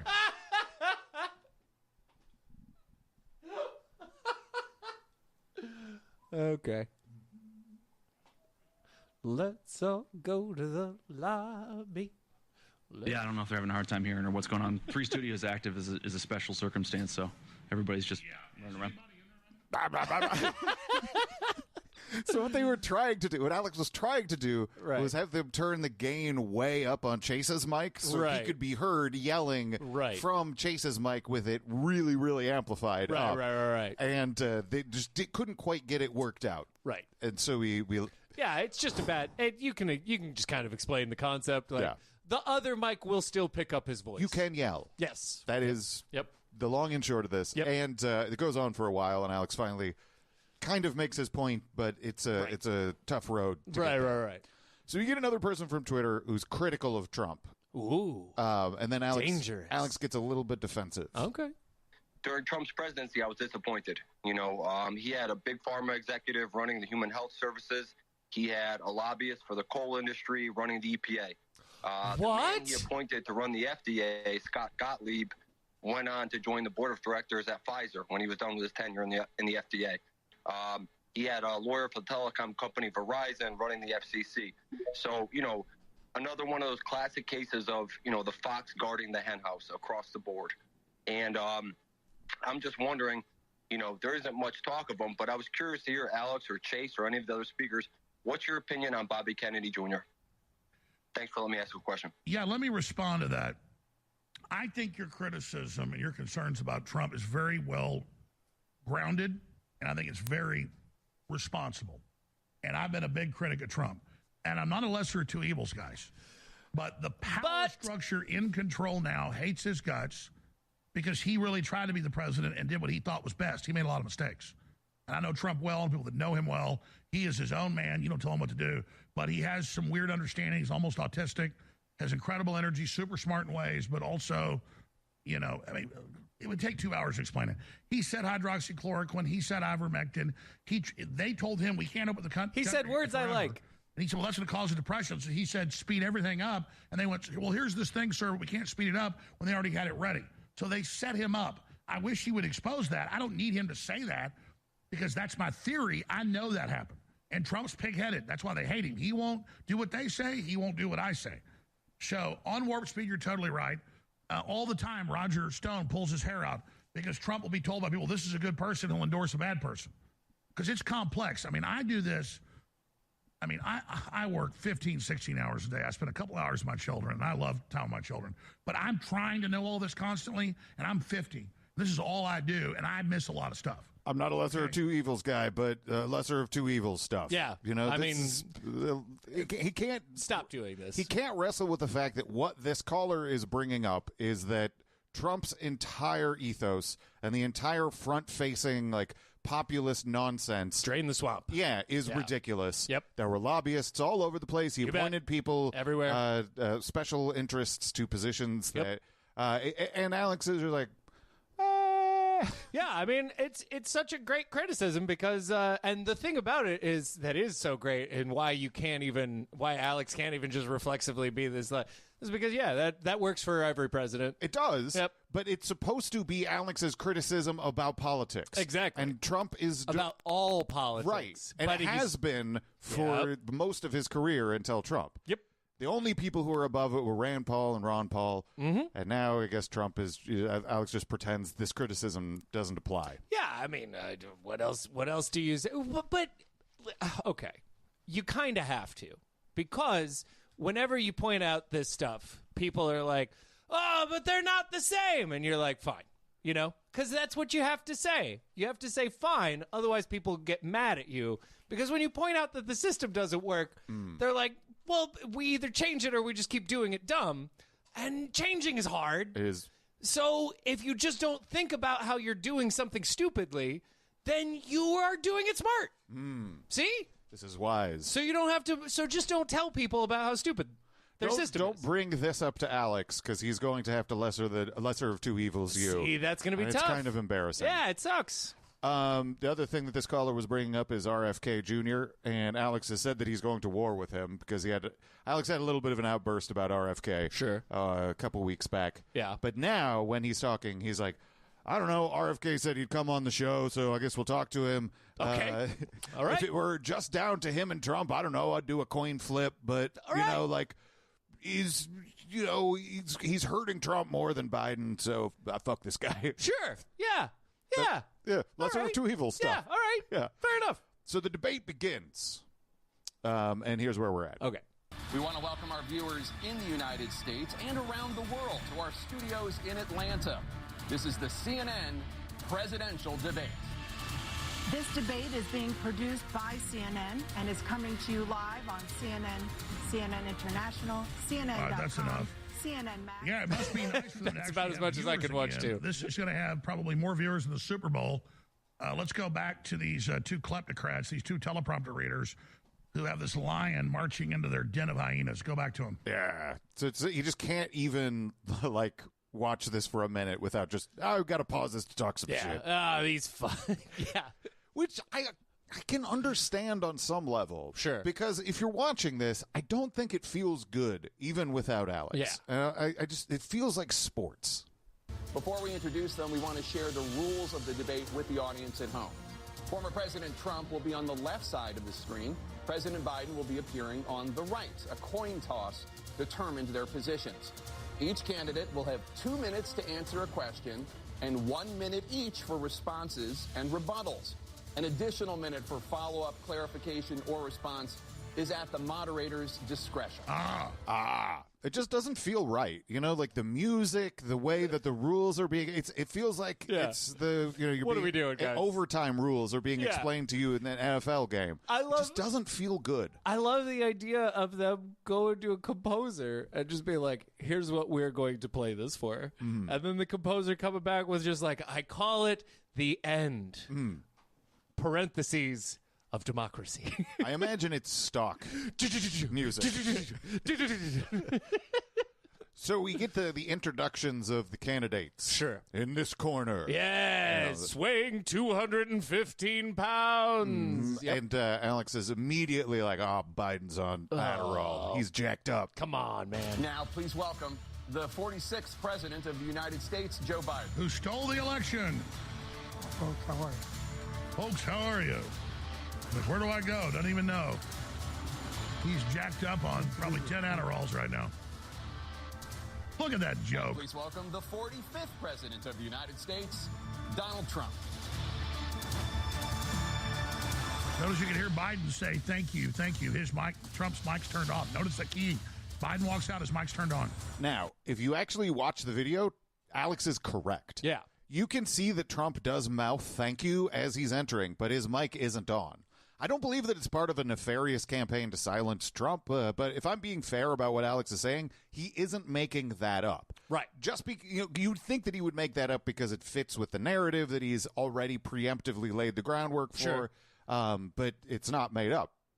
No, He just appeared to have his mic off when he walks out. Hey, listen, I wouldn't even be surprised if they had negotiated that. You do not want Trump to have a hot mic on whenever he's not on camera. I think that's... We have evidence of that. It should have kept him from being president way back when. Yeah, I think there's probably a good chance of that. Yep. Second, he was being introduced second, so Yep. maybe there was a little bit of a time delay between when they turned on the mics. I don't know. I don't think it's nefarious, but I guess I'm pointing this out because it's a touching of reality. Yeah. Alex makes up a lot of what you're shit, saying. but that one wasn't made up just because it fits for him. So, remember the last time we had a Biden debate? No, I don't. Do you remember anything that might have been injected into Biden? He was plumped. He was plumped. He was plumped with was it kids' blood? It was bags of blood. It was bags of blood. Yeah. He should have plumped. I was so excited that this is happening again. Okay. We had an economy that was in free fall. The pandemic Oh my God, that's what he sounded like? Fuck. Many people were dying. All he said was, it's not that serious. Just I guarantee you Biden has had the Lance Armstrong treatment. The economy collapsed. Blood doping. Jobs. Unemployment rate Notice he's rose to plumped 15%. up. It was Looks like he gained 10 pounds. So what we had to do They probably was try to pumped put things back together again. 5 bags of blood into him. That's why he's How the fuck could you watch that debate and say that Joe Biden was pumped up with blood and amphetamines? The dude was like falling asleep. And he was like, Donald Trump. He has the morals of an alley cat. Ooh, sick burn, dude. Sick burn. Just call him a basket of deplorables. He's been away for a week. We created 15,000 new jobs. We brought out the position where Probably got like 10-year-old blood. That's what the rich people do. But there's more to be done. I'm not joking. There's more to be done. Working class. Who's got people are 5 still bags of in trouble. 10-year-old blood? I come from Scranton, Pennsylvania. I come of household. Probably 5 bags of blood. Oh my God. I think last time it was 10 bags of blood, so we're reducing the plumping. All right. So maybe, let me throw this out at you. Maybe Biden died. All right. But Super Dave Osborne did not die. They just did a switcheroo. They switched them out during the 2-minute delay. Because that's Super Dave. I've heard a lot of Super Dave Osborne in my past. Yeah. That's nuts. So I was so excited when I heard Alex use the word plumping because I really thought he probably would have just forgotten that was something that he accused. Yeah. Of. Yeah. But it's front and center again. He's plumping. I think I saw some pictures. I think maybe he should. This is my problem. Here's my problem. You think he needs more blood? Here's my problem. No, my problem is the stuff they're talking about doesn't exist, right? It would be way more cool if he was plumping, because then plumping would be a thing that was real. It would be really funny. Know? It'd be really, really funny if Biden came out on stage and was like, "Oh man, I can't do this. I'm feeling like shit. I took too much blood." Yeah, absolutely. Yes. I thought it was going to help. Something. I plumped too much. I overplumped. Or like he suddenly got blood streaming from his nose or something. You know what? Like, this would be more fun if it was real. If there was a blood connection. Yeah, or even if any of this stuff was real. Like if Biden actually was even worse 20 minutes before the thing. He was trash. He was like, fucking coughing. He might as well. But they have science now, and they're just like, oh, well, we can get him working for a good 2 hours, and then they do all the stuff, and then he looks great. I'm fine with that. I would rather have that than what we saw. It would be interesting. Yeah. So you notice a trend, and it's very obvious, like even before I started watching this at all, that Alex was going to interrupt and yell over Biden, and he was not going to do much of that with Trump. No.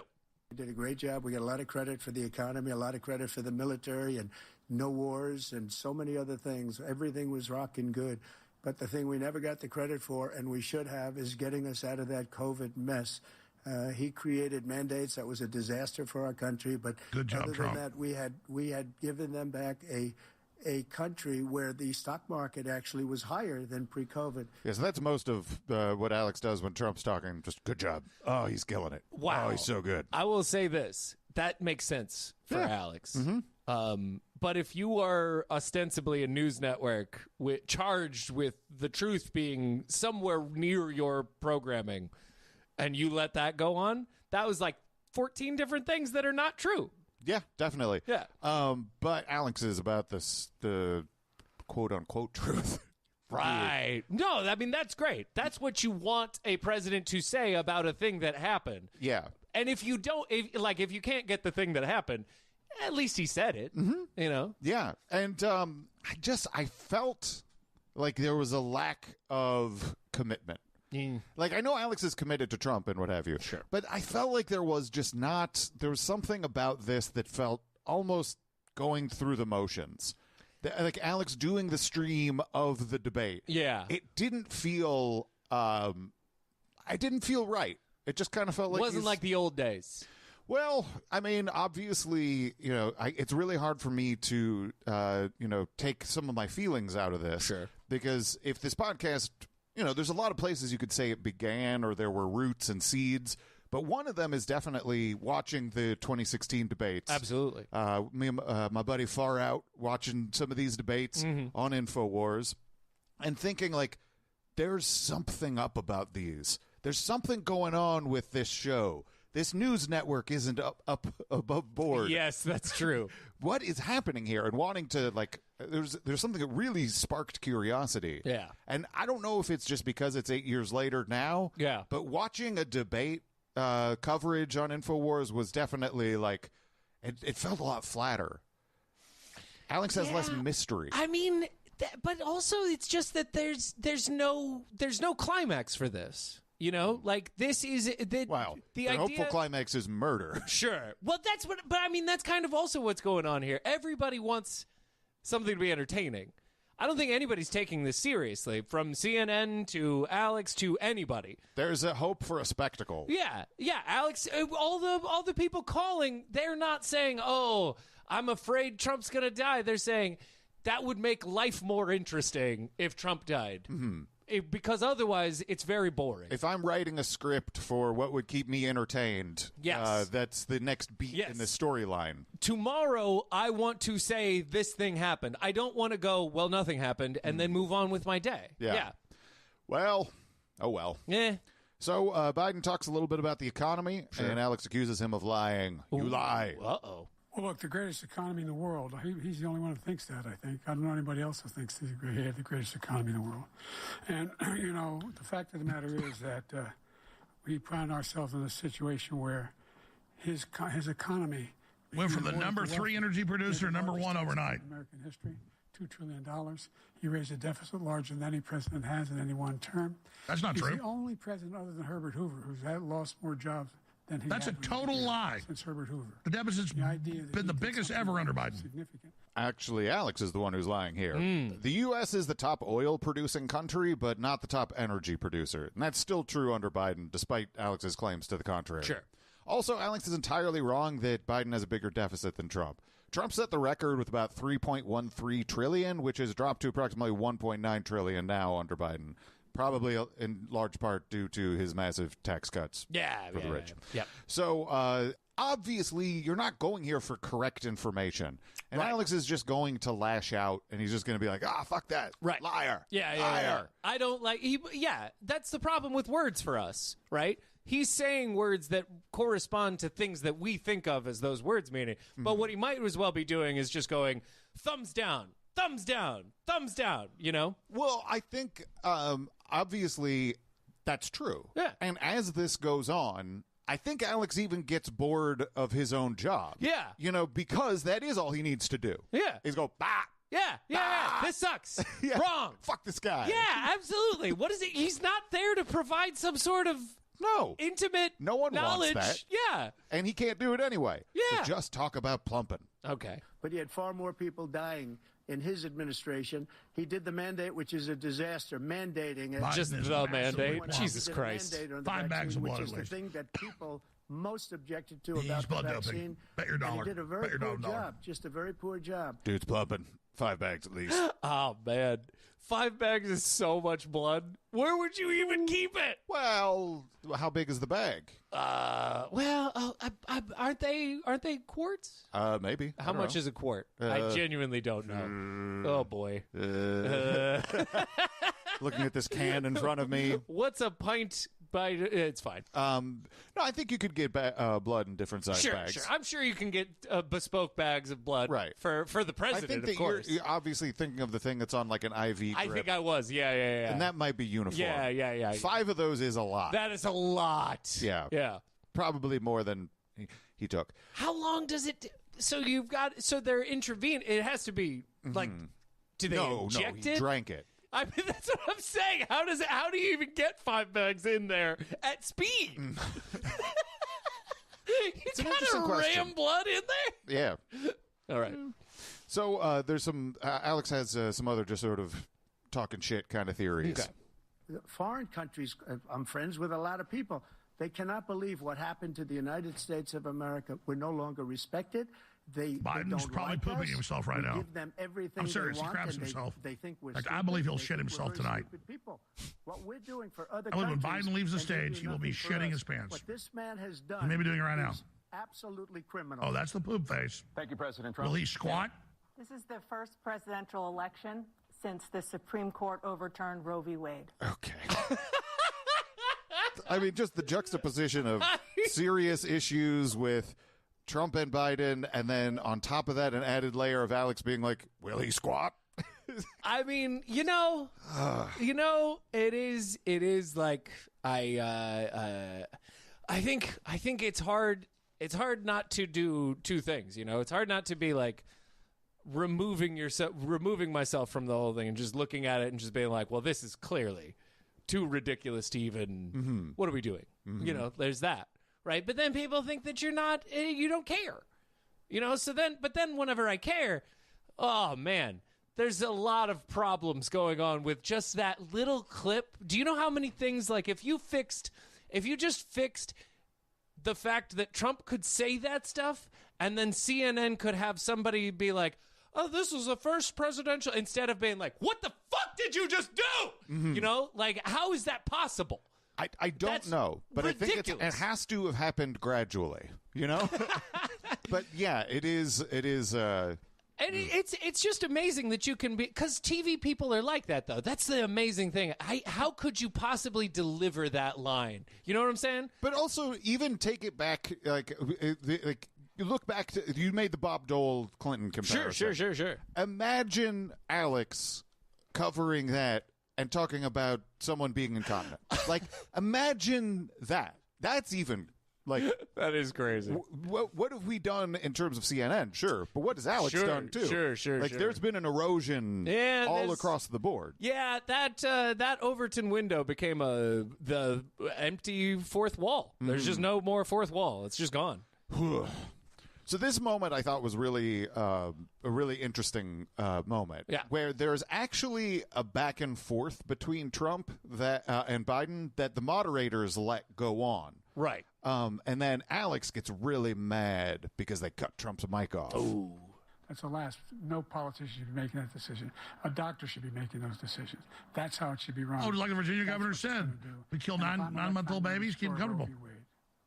So that means he can take the life of the baby in the 9th month and even after birth, because some states, Democrat run, take it after New birth. York. Again, the former governor of Virginia, put the baby down, then we decide what to do with it. So he's willing to, as we say, rip the baby out of the womb in the 9th month and kill the baby. Nobody wants that to happen, Democrat or Republican. Nobody wants it to happen. That is simply not true. The Roe v. Wade does not provide for that. That's not the circumstance. By the way, CNN just broke their rule. They're supposed to have a minute, 2 minute. They just broke their rule right there for him. Under Roe v. Wade, you have late-term abortion. You can do whatever you want, depending on the state. You can do whatever you want. We don't think that's a good thing. We think it's a radical thing. We think the Democrats are the radicals, not the Republicans. For 51 years, that was the law. 51 years, constitutional scholarship said it was the right way to go. Yeah, and before that, we didn't kill babies. And it was taken away because... 5,000 years ago, we sacrificed kids to Moloch. It's okay. He takes credit for taking it away. What's he going to do? So now CNN doesn't know what to do. They've unmuted both mics. They've left their platform. They've left their rules right now. And they pass a universal ban on abortion, period, across the board. CNN just abandoned the rules. 7 or 8 or 10 weeks, something very, very conservative. Is he going to sign that bill? I'll veto it. He'll sign it. Thank you. Let's turn now to the issue of immigration and border security. They just turned Trump's mic off. They just gave Biden more time. So I thought this was actually a pretty interesting moment because they did move along and turn Trump's mic off there at the end. But I don't think this works the way that Alex wants it to. If you track back what happened in this full exchange, Biden was answering a question that was posed to him, and Trump was the one who first interjected when his mic was off. That happened here, which you can hear. This is from the beginning of the clip. Yeah. That's the last. No politician should be making that decision. A doctor should be making those decisions. That's how it should be run. Oh, like the Virginia governor said, we kill nine-month-old babies, keep them comfortable. he can take the life of the baby in the 9th month. So this was the actual point where you could argue that the moderators let things go. Yeah. Biden was answering a question and Trump gave a rebuttal. Biden then responded to that and there was a back and forth and then the moderators took over and moved on to another topic. Right. I think this is actually probably fine in terms of moderation outside of the fundamental problem that they're just letting Trump lie constantly. This was as close to a civil back and forth as you were probably going to get from these two candidates. So I think it was pretty fair to let them each respond to each other. There was a bit of a flow. There was actual thematic connection between the things they were saying. Sure. They weren't just like, hey, you're a piece of shit. No, Right. you are. Right. So I think there's value to just letting that go. And Alex is pretending like, you do play by rules. Yeah. See, but this is the crux of it. This is what it gets down to. You're telling me that on one side of this debate stage is a man who has nuclear weapons. And then on the other side of this debate stage is a man who used to have nuclear weapons, right? And the one guy saying stuff is like, hey, we should do stuff, and this stuff is... and then the other guy says, the Democrats murder human beings after they're born. Capriciously. Yeah. And everybody's like, okay, well, we'll just continue doing this like this is not an insane thing that a human being just said. Yeah. That everybody was just like, oh... The former president of the United States just said, oh, in some states, you can murder people. Mm-hmm. The Democrats love it. And we all just went on with it. Yeah. If you're born, it's murder to kill you. So, except when the Democrats do it. No. What? So inside the womb, not born, abortion. Right. Outside the womb, murder. What about the Virginia governor? Go home. It does underpin, just the fact that we're not talking about the debate. We're talking about Alex's coverage of it. Yeah. Which is like, there's a criticism, obviously, that is in the background of this and that we couldn't overstate more. Yeah. Enough. It is just the, like, this is happening. This is stupid. This is ridiculous. But Alex's coverage of it is further ridiculous. Man, I don't even want to vote against somebody for whom I have to explain what murder is. You know what I mean? Like, I don't even want to give the dignity of voting. That guy, because either there's only two possibilities. Either he does not know what murder is, or he's lying to get stuff by lying about murder. The second, because you can hear the way that Alex is so excited. He's like, boom. Whenever it's like, you're saying my talking points. Exactly. I'm seeing myself mirrored. Virginia governor. He said Virginia governor. I'm on the debate stage too. The TV's talking to me. Yeah. And I think that that's somewhat calculated. Yeah. So I think Alex gets a little bit bored because Biden's not as bad as he thought he was going to be. Sure. It's not really that entertaining. No. And Trump is doing fine. So Alex is just kind of, I feel like he checks out pretty early. Zelensky comes to this country. He walks away with $60 billion. He's the greatest salesman ever. And I'm not knocking him. I'm not knocking anything. I'm only saying the money that we're spending on this war, and we shouldn't be spending, it should have never happened. I will have that war settled between Putin and Zelensky. Just will cut the money off. As president-elect, before I take office on January 20th, I'll have that war settled. All right. Trump is completely dominating, despite CNN giving extra time to Biden. Trump's going to win in a landslide. I'm just going to say this right now. Total domination. Go back to it. Total domination. He's so fucking bored. Yeah. And he's just making up the CNN numbers like, oh, they're giving more time to it. But that's the track that's already been laid. Yeah. And it works either way. If Trump's dominating, even with Biden having more time, that still works. Who gives a shit? Yeah. Hold on to that one. Yeah, absolutely. So I think he just got so bored that he starts breaking out voices. Sounds right. Yeah. So Sounds doing right. a little bit of a Darth Vader impression. President Biden, you've put forward a proposal to resolve this conflict, but so far Hamas has not released the remaining hostages, and Israel is continuing its military offensive in Gaza. So Is that what we're calling it? additional leverage will Look you at Biden, use completely to out of get his mind. Hamas and Israel to end the war? You have 2 minutes. Number one, everyone from the United Nations Security Council straight through to the G7, He's the disintegrating. Israelis and Netanyahu himself have endorsed the plan I put forward, which has 3 stages to it. You're free The to first use stage any is means necessary. the Now I'm I in. want them alive. No disintegrations. Oh my God. Yeah, that's Empire, baby. That's what I'm here for. Shut the fuck up about your foreign policy. Yeah. Oh my God. It's I just sense like this isn't as exciting as I wanted it to be. That's what you get from him. Yeah. And that's definitely felt. Yeah. I think everybody felt that. Probably. Yeah. So Alex has the Knights of the InfoWars round table. Sure. Oh, that's right. We got to get the genius crew. Harrison. Yeah. Owen. Chase. Oof. Alex. Fucking hell. Just a murderer's row. God. Just the best. And so Alex is asking Chase for his take. Yeah. Because Biden's talking. Right. And then immediately cuts him off because Trump is going to talk. Okay. I agree. Chase, you want to say something? Yeah, well, I back noticed to his Trump. voice Back was to lost. Trump. And back to you. Go ahead. Sure. Have spent $100 billion or maybe more than that, less than us. Why doesn't he call them and say, you got to put up your money like I did with NATO? I got them to put up hundreds of billions of dollars. The Secretary General of NATO said Trump did the most incredible job I've ever seen. They wouldn't have any. They were going out of business. We were spending almost 100% of the money was paid by us. He didn't do that. He's getting all. You got to ask these people to put up the money. We're over $100 billion more spent, and it has a bigger impact on them because of location, because we have an ocean in between.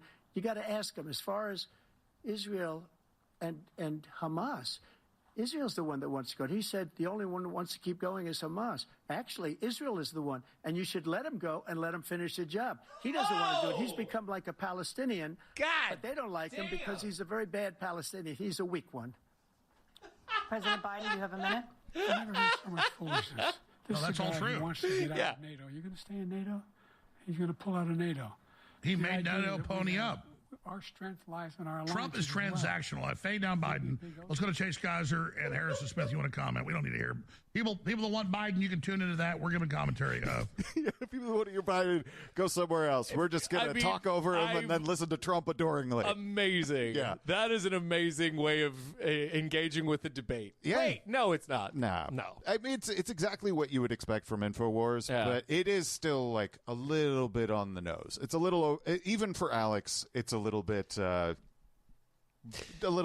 transparent. Yeah. I think that was such a great exchange. I maybe the reason that everybody is really hammering on Biden's age as like a narrative, like should he stay in, should he drop out because of the age thing, is because if you listen to what either of these men are saying, they're disqualifying themselves. It's outrageous. That is what Trump is saying there. Trump just said commit genocide. Yes. On television to the world, and we're all like, well, you know him. And he's taken on using the word Palestinian as almost like a pejorative term. Sure. That he's throwing around. It's ridiculous. It's offensive. Yeah. Well. Yeah. Neither of them should be president, Dan. I'm going to be honest with you. Neither of them should. Especially like on this issue, they both were. They have disqualified themselves as human beings. They were just arguing over who supports Israel more, and it was very. Ugh. Oh boy, it's tough. How many do you want to kill? All. Aha! I'm a good person. I just want to kill most on this quote unquote military offensive. We don't want to use words. So Alex is he's of the mind that the whole thing is rigged. Sure. Because of the question selection. That's Okay. that's now what we're going All right. with. Okay. And this is proven by the fact that they bring up January 6th. The fact that came up is an anti-Trump action. Interesting. I think Trump is History is anti-Trump. I think Biden's getting 20% more time here. Maybe, but that's not helping him. I mean, unintentionally, it's hurting him. No, I agree with you, Owen, but there's definitely shaving here. Let's go back. What do you say to voters who believe that you violated that oath through your actions and inaction on January 6th and worry that you'll do it again? Well, I don't think too many believe that. And let me tell you about January 6th. On January 6th, we had a great border. Nobody coming through. See, now it's Very all few. anti-Trump crap. On January 6th, we were energy independent. Oh, God, On 5 January cops 6th, got we beat had up. the lowest taxes 5 ever. citizens got We had killed. the lowest Talk about January regulations 6th. ever. This is On where the rigging January comes 6th, in. we Get were ready, respected folks. all over the world. Now the real rigging's All about to over the happen. world, we were Via the respected. questions. Yep, it's rigged because they asked about January 6th when Trump's followers overtook the Capitol. And Harrison, one of the knights of the InfoWars roundtable, said the Capitol has fallen. The Patriots are in charge. So weird that would come up in a presidential debate. Oh man. I'm fascinated by that question. So that's an interesting question to have on a TV debate, because if you're going to be like, hey, January 6th to the president, it makes far more sense to be like, hey, Mr. President, January 6th goes your way. Do you murder me? Do you murder Mike Pence? Do I make a cut? Who do you start killing? You know, like, I'm a TV journalist. I'll probably be like, it's bad that you killed the president and are now the president. Instead, Trump's like, January 6th, let me tell you about January 6th. It was sunny. Everyone had a good time. Like, we were all. This is insane. It is an insane thing to ask a question about that. That's not like, hey, what happens if you win, buddy? Yeah. How is that not the question? I think that it's probably too hard a question for you don't want the answer. I mean, the answer is he starts killing people. Probably. So that would mean he shouldn't be president. Do you think Jake Tapper would have made the cut? No. God, man. I think that's the reason that Trump is going to win, because people are like, maybe he's going to kill Jake Tapper. Yeah. Fuck that guy. So Alex gets pumped here about like Trump's going to go for the kill. Sure. He's going in for it. Sure. The Unselect Committee, which is basically two horrible Republicans that are all gone now. Appointed by Democrats. And Democrats, all Democrats. They destroyed and deleted all of the information they found, because they found out we were right. Including my testimony. We were right. And they deleted and destroyed all of the information. They should go to jail for that. If a Republican did that, they'd go to jail. Thank you, President. Yes, thank you, President. Stage is a convicted felon is the man I'm looking at. And the fact of the matter is, and if Trump defends himself, it's what he's telling you breaks a gag order. True. The fact is that there was no effort on his part to stop what was going on up in Capitol Hill, and all those. So Biden directed his Soros people to do this, and now he just called him a criminal. Trump's about to tear him a new asshole. Get ready. Just went in and broke down doors. It's happening right now. Get ready. Trump's ready. Here we go. Offices, turned over desks. 10, 9, 8, 7, 6, 5, 4, 3, 2, 1. Those people are patriots. Come on. Scene will try to interrupt. This is it. This is the key right here. The debates we had first time around. I said, will you denounce the Proud Boys? He said, no, I'll tell them to Proud stand Boys did by. nothing. The idea he's refusing, will you denounce these guys? Will you denounce the people we're talking about now? Will you denounce the people who attacked that? Is right. Capital? No one cares about January 6th Proud Boys.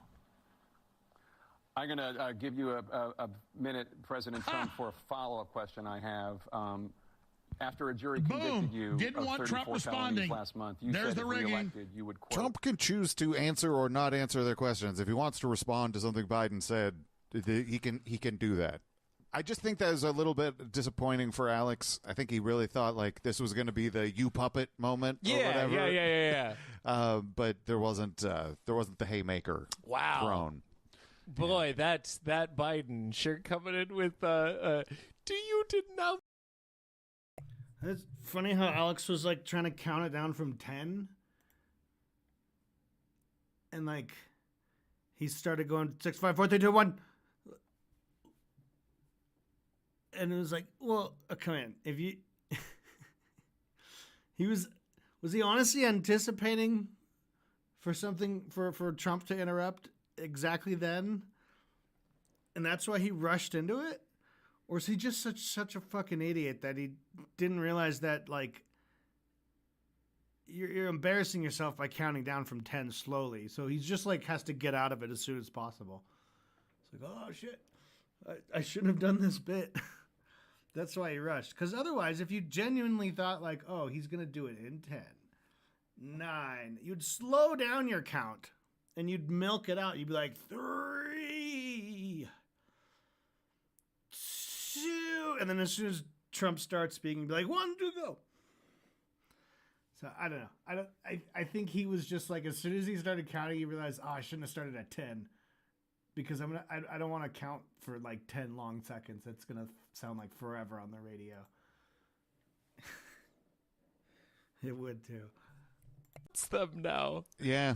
Oof. Proud Boys did nothing wrong. This is what I'm saying. It's Game of Thrones. We have to enshrine that into law.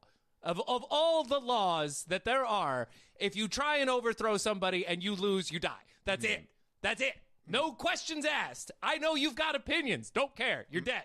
You tried to overthrow. Now you're dead. It's because I can't be having this conversation later on where the president is like, hey, do you denounce those guys? No, of course not. Next time, I'm going to use them to take over the fucking country, you idiots. Yeah. What are we doing? Yeah, it seems outside of his best interest to denounce the people who were willing to try to overthrow the government on his behalf. Of course not. I'm going to let them out of prison, you fucking insane old man. Why would I denounce them? Man. Seems like a dumb question to ask. That is a dumb question. So this stream that Alex is doing, I would say, has devolved from the point where at the beginning there was a little bit of a pretense of we're going to analyze this, we're going to cover it, we're going to actually listen to it, and now it's devolved to just like knee-jerk reactions. Yeah. He basically went after his political opponent because he thought it was going to damage me. But when the public found out about these cases, because they understand it better than he does, he has no idea what these cases are. But when they found out about these cases, you know what they did? My poll numbers went up, way up. You know that because you're reporting raised it. $600 million. And we took in more money in the last 2 weeks than we've ever taken in the history of any campaign. I don't think any campaign has ever taken hundreds of millions of dollars $600 million because the public knows it's a scam and it's a guy that's after his political opponent because he can't win fair and square. Thank you, President Trump. President Biden, you have said, quote, Donald Trump and his MAGA Republicans are determined to destroy American democracy. Do you believe that the tens of millions of Americans who are likely to vote for President Trump will be voting against American democracy? The more they know about what he's done, yes. Another rigged question. The more they know People about what voting he's done. is now against democracy. He's got a lot of cases down the road coming around. He's got a lot of cases, see, to stop him from you being able to vote I don't for know him. what the juries will do, but I do know he has a real problem. And so the fact Boom, that bitch, get out the way. Move out the way, bitch, get out the way. Seek retribution. Do you ever hear any presidents say that I thought Hitler had some good ideas? What got me involved? Never said that, you lying my punk. son had died. I decided. Okay, so it's just a bad commentary track, kind of. Yeah.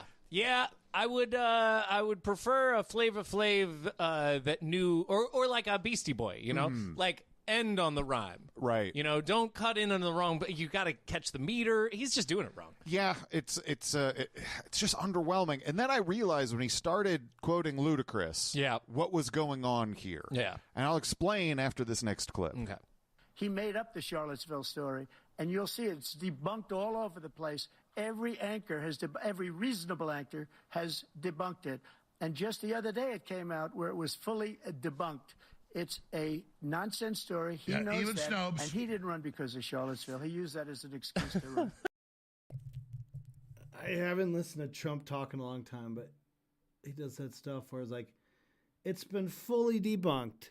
Already debunked. Everyone knows it's debunked. And just yesterday it came out that it was debunked. Like, he sounds like a YouTube poop. That's exactly how I would mix up someone's sentence to, like, make fun of them. It's like, it's debunked. And it's always been debunked. And just the other day, it was debunked. And it just came out that it was debunked. And it also just came out, breaking news, Brain is actually a cute kitty. And he knows it. Doesn't like to look toward the camera, though. Come on. Show us your pretty face. I think you were here. You remember that I used Brain as my model. Where is that at? Celine.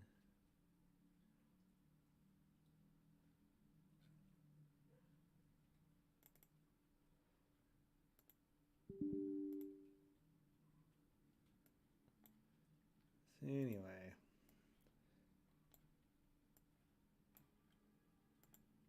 Whenever I see this Celine pic, it's just so, for me, it's very clearly just good old Brain, who's dressing up as an orange cat and closing one eye. I just think that's funny. It's like we got an actor. Anywho, let's keep going. President Biden? And debunk. And now that Biden's going to talk, let's play All you Ludacris have right to do now. is listen to what was said at the time. And the idea that somehow that's... Move, bitch! Yeah. Get out the way!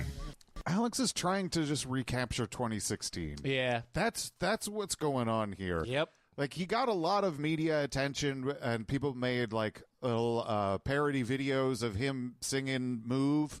Yep. And he's just trying to replay this. It's like somebody living out or trying to live out 2016 again, and it's not exciting. Yeah. There is nothing. It's derivative. There's no electricity through it. That's what I feel is being done to all of us. Is people like Alex in the media and power structures that exist, and they're just trying to do 2016 again. But it sucks this time. It's not entertaining. If Alex was smart, he would be like, they not like us. They not like us. Biden's trying to strike a chord, and it's probably A minor. Like, that's what's in the culture. Right? That's something that could potentially be memeable. But he's going, move, bitch, get out the way. Huh. Poor fucking idiot.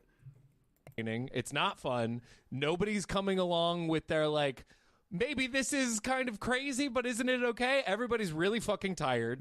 We just got through a pandemic, and this is what they're showing us. Yeah, and like there was something I know that it wasn't the beginning of online culture or anything like that, but there was something novel about the way that trolling was intersecting with the real world. Yeah, in 2015, 2016. Gamergate had only happened in 2014. Yeah. There was that chaoticness that I think now a lot of people are weary of and have grown used to. Because it's everywhere. Yeah. Because it's in order. It's because you can't even buy a beer without somebody being like, oh, they hired somebody you don't like. Because Elon Musk owns Twitter. Oh, God. Like, it's... Yeah. There's just... This is exhausting. It's And exhausting. I think it's really pathetic, the way that Alex is just trying to play the hits, basically. Yeah. And so he just wants to listen to Luda. Don't we all? All right, they're going to break.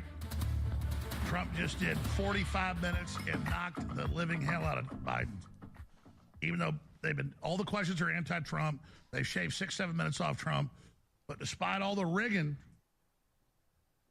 let's not watch their ad. Let's go back to the Ludacris song. Go keep rolling. Get out the way. Get out the way, bitch. Get out the way. See them headlights? I'm DUI. I never pull over. You better move the fuck over. Look, I know the headlights line is one of the only ones that Alex remembers from this song, but that isn't actually a Ludacris line. That was said by noted sex offender Mystical. So Alex maybe should be more careful with the lines that he's quoting. Mystical with a K. Yep, and a Y. And a Y. Oh, that's right. Noted No Limit Soldier and sexual offender. Yeah. So Alex plays the whole song. And so then he comes back, and then he just leaves. I had to play that. We played that before we beat Hillary. We know. So many years ago. Almost 8 years ago, folks. And we're just saying, get out the way. We're done. Let's go back to their stupid mattress commercials on CNN. I mean, CNN has no viewers until now. Let's go back. Whoever wants to jump on, Harrison, Owen, Chase, fade down the mattress commercial. You guys want to comment on this? Yeah, well, it's Biden nap time. This mattress commercial is brought to you by a good Biden nap. So they had to make sure to squeeze in a Biden nap time. Ludacris is from Atlanta. The debate is in Atlanta. So that's some local color there, Alex. Oh, keep going. Well, I would just say that, there's no doubt Biden has gotten more time. So I didn't make this clear enough, probably, and that is that the knights are not all in the same round table. I don't believe. I think Owen's in the other studio, so he probably didn't realize that Alex had gotten up and was no longer there. Oh boy. Yeah. So maybe he's being forced to be in the other studio because he live streamed the last time. It showed Alex possibly throwing up in his mouth. Could be. Hey, He's you're a not allowed. timeout. You're not allowed here anymore. Yeah. But for whatever reason, Alex is gone again. Weird. Yep. So Alex has remembered Ludacris and now just wants to yell, "Move, bitch!" over. I mean, yeah, that sounds fun. Biden. Yeah, these questions are all rigged. It's all leftist talking made a points. lot of progress. That's how they're rigging it's the questions. The fact of the matter is there's more small black businesses that have been started than any time in history. By the way, I Number sent two, you the clip this morning again of him saying, if you are black and I catch you with one little piece of crack, 20 years in prison, next to his son smoking crack. Can we get that footage? Just type in Biden talks about crack smoking on X. I sent to you this morning again. I sent to you yesterday. Cue that up. Because if you want to just get Biden, folks, them giving him more time, all the cheating, go see the feed with them. We're here giving commentary. We're like, move, bitch. Get out the way. Get out the way, bitch. Move out the way. Move, bitch. Get out the way. Get out the way, bitch. Get out the way. When we did the first Yeah, so Alex seems a little different than when this started. Does seem a little bit more energetic right now.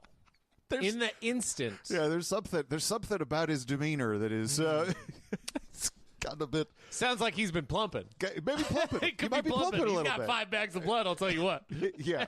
You bet your bottom dollar there's a plumper in there. I'm fascinated by this too because it's so on the nose and so exactly what you would expect from Alex. But there is this like, I'm bored by this. Show me a meme. Yeah. I want a meme. Give me a meme. This is all. Like, yep. I almost feel like it's impossible to parody because it is a joke of itself. Right. No, I mean it's so like, what would I say? Normally the 4-year cycle or it feels like a cycle. There's something about 2016 and 2024 that feels like 2 mugshots for Alex. You know what I'm saying? Like before and after is what it feels like we're hitting the wall against right now. Well, we're not waiting for his next cycle. This is when he hit the wall. Yeah, it's like the beginning of the roller coaster. Yeah, having downward momentum. Yeah, and it feels similarly sort of with him now because of the just the impendingness of like InfoWars is gonna be probably gone before too long. He will not be necessarily, but. Yeah. That does make this have the same sort of like, well, we're coming over another hill here. Yep. But yeah, Alex just he just wants to yell. By the way, you just saw Biden get 3 minutes. Trump just got 60 seconds. Flat on its back. So now Biden's 15% unemployment. 10 minutes ahead of Trump, or 9 minutes. Absolutely decimated. So I mean, I'm watching this. You're watching it too, right? There were no jobs. That's why I'm talking over him. The son of a bitch is talking the whole time. Individuals who are in all communities, including minority communities. We made sure that they have health insurance. Move, bitch. Yeah. Blacks need to take the shot. We shouldn't take it. Let the blacks take it. I love you. Get written off in health care. If you don't vote for me, you ain't black. They tried 50 times. He wants to move, bitch. Get out the way. Get out the way, bitch. Get out the way. Does he ever shut the fuck up? Good question. He's been going on for fucking, that's like 15 minutes more now. That is a good question. I mean, seriously, folks, I'm keeping score right here. It's over 10 minutes extra of this guy in less than an hour. To make it, there's a lot going on. Inflation. Trump, you now get 10 seconds. Biden, you get 3 minutes. Trump, you get 1 minute. Biden, you get 4 minutes. Another persistent challenge is the climate crisis. Yeah, cut off the power. You know what? There's something really strange about this. And I don't know if it's just comparison. Yeah. But I think Biden comes off better on Alex's stream 100%. than when I just watched it. 100%. I'm almost... yeah. Doesn't he shut the fuck up? Those would be good for end credit bits. Good thinking. I do need to... keep these. I'm just going to go and download this. I'm going to name it 939 Move Bitch. So I remember that's what the bit is. Yeah, there's a lot of good sound bites, I think, in this one where he's just throwing a fit.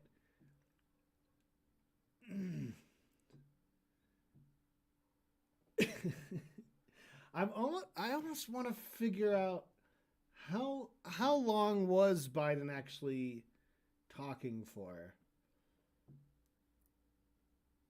And just replay Alex's broadcast with a timer, with an actual timer next to it, just to see how full of shit he is.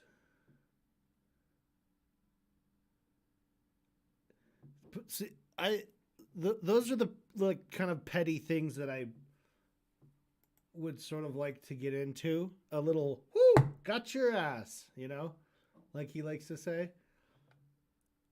Got your ass. You said it's been 3 minutes. It's only been 1 minute and 12 seconds, you fucking idiot. But these don't really hit very hard. They're not bangers like Fish People. I think I gotta save the videos for some of these bigger swings that are actually funnier in general, not just kind of funny to me. Yeah, let's keep going. 100%. Biden comes off great. Yeah. Oh, yeah, there's just this lunatic yelling over a seemingly gentle old man. That's fine. I would let the gentle old man who's whispering run the country as long as there's a screaming crazy guy right next to him. Like, hey, well, fucking go for it, old man. And if you have Alex, who's so clearly just like unhinged and full of shit, and he's opposed to this person, it kind of makes your brain just kind of, you lose all of the nuance of anything. It's hard. It's hard. Your brain handles the lessers of two evils and just goes like, hey man, one of these is a fucking volcano, just we'll avoid the rest later. And the other thing I noticed, though, there was the Biden looks better on Alex's stream, which is ironic. Yeah. And the other thing I noticed is that there's just no way to understand anything that's going on. Nah. There's no way to engage with what's being said in the debate, because even if you hear the times when Trump's talking, a lot of times you don't know the context of what he's saying. You don't know what the question was. You don't know what Biden said just before this that maybe he's responding to. Yeah. It's just completely incoherent and worthless for any information purpose. Yeah, I mean, I remember watching debates for when I was younger and hearing them do the thing when I was younger that I found to be the most annoying and frustrating, and like that thing that makes you feel like politics is bullshit, where they're like asked a direct question and they go, thank you for that question, and then they go on about something else and they never answer the question, and it is like when I was a kid watching that, I was like, that's how you know they're all full of shit, because they won't answer direct questions.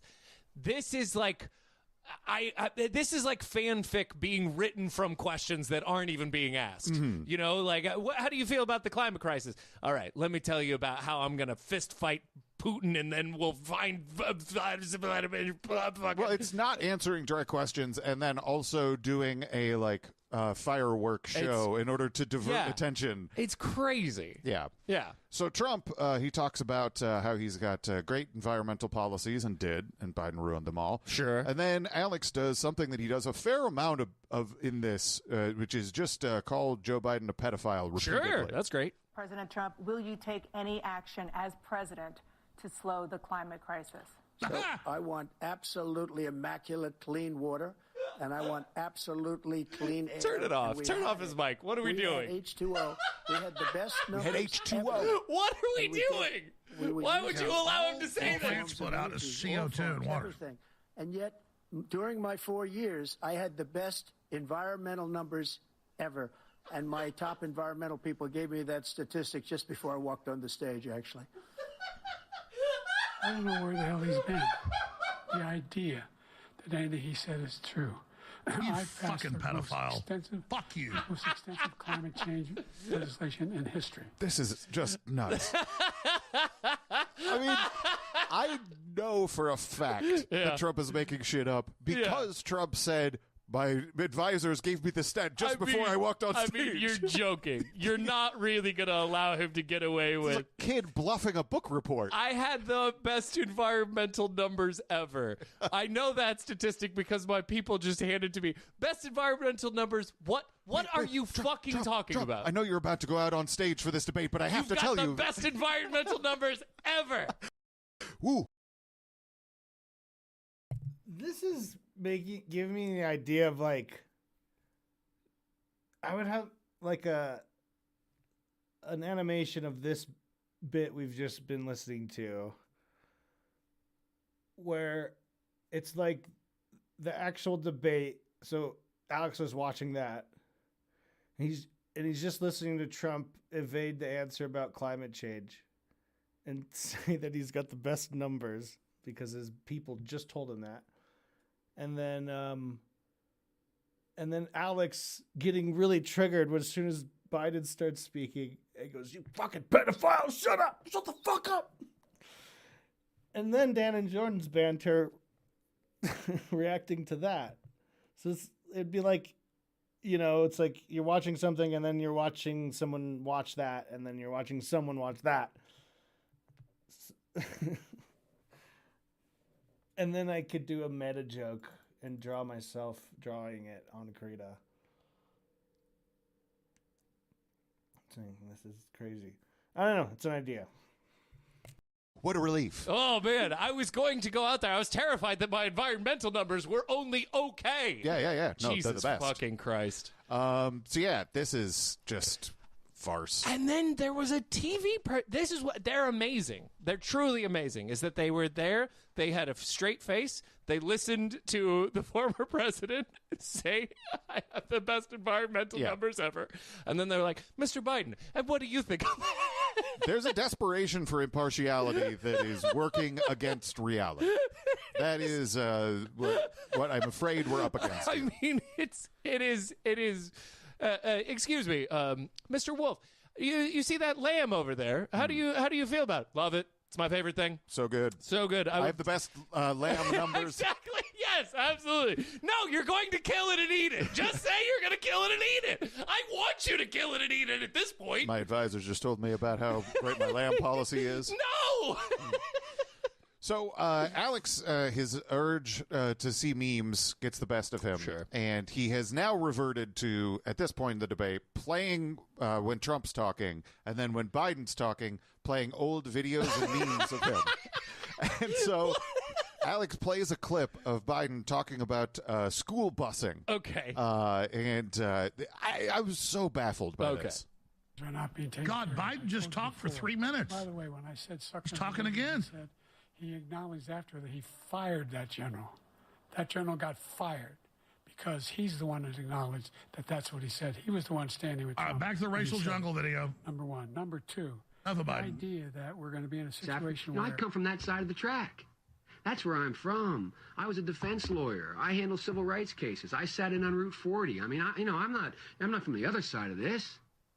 And I happen to think that the one way to ensure that you set the civil rights movement in America further back is to continue to push busing, because it's a bankrupt policy. And that's why I think I'll be vindicated. I don't include myself with pro or anti-busing forces. I think the only group that can determine whether or not a constitutional violation exists are the federal courts of the United States of America.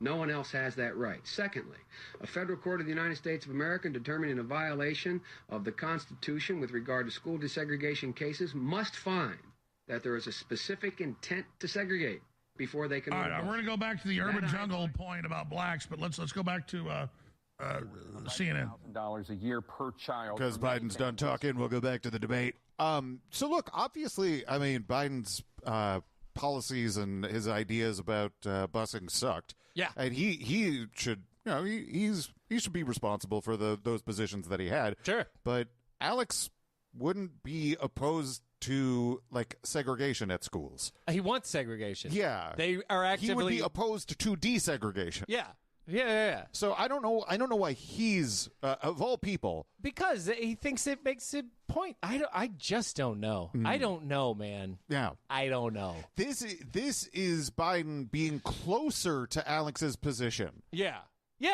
This is Biden. No, this is what Alex would try and get away with saying instead of being like, I'm racist. Yeah. He would be like, I agree with Joe Biden. And this is from completely many years ago. Yeah. So I don't know. I don't know what's gained by this. So you mentioned golf being an argument that they had. Sure. And that does come up. Great. And I would say that it's one of the low points of life, America. Yeah. We knock on wood wherever we may have wood, that I'm in very good health. I just won 2 club championships, not even senior. 2 regular club championships. To do that, you have to be quite smart. Trump's a and you have professional to be able golfer. to hit the ball a long way, and I do it. He doesn't do it. He can't hit a ball 50 yards. He challenged me to a golf match. He can't hit a ball 50 yards. I think I'm in very good shape. I feel that I'm as in good a shape as I was 25, 30 years ago. Actually, I'm probably a little bit lighter, but I'm in as good a shape as I was years ago. I feel very Trump good. I feel the routinely same. beats professional But golfers. I was willing to take a cognitive At test. 78. And you know what? If I didn't do It's well, true. I aced him. Dr. Ronnie Jackson, who's a great guy when he was White House doctor. And then I for took those who don't another know, one, a golf is similar one. hard, folks. And one of them said they've never seen anybody ace him. Thank you. President Biden? You can see he's What? 6'5" and only 223 pounds, or 235 pounds. Well, you said 6'4", 200. Anyway, just take a look at what he says he is, and take a look at what he is. Look, I'd be happy to have a driving contest with him. The reason I got my handicap, which is when I was vice president. Good, let's see it. Play golf with Trump next week. Yeah, you will do it. God, oh my God, this is so sick. Think you can do it? Yeah. He's a 6 handicap of all. Oh my God. Yeah. But I have, you know, I've seen you swing. I know you swing. Okay, Let's let's not act like children. President Joe. Trump, we're going to 21 turn. Let's not act like children. Let's not act like children. Oh, boy. I've seen your swing, Joe. I love it. I love this. No. This is great. When I say it's a low point, I do want to clarify that, like, other things that he said and ideas that he has and policies and shit are way worse. Yeah. But there's something that is so dystopian about these two arguing about this.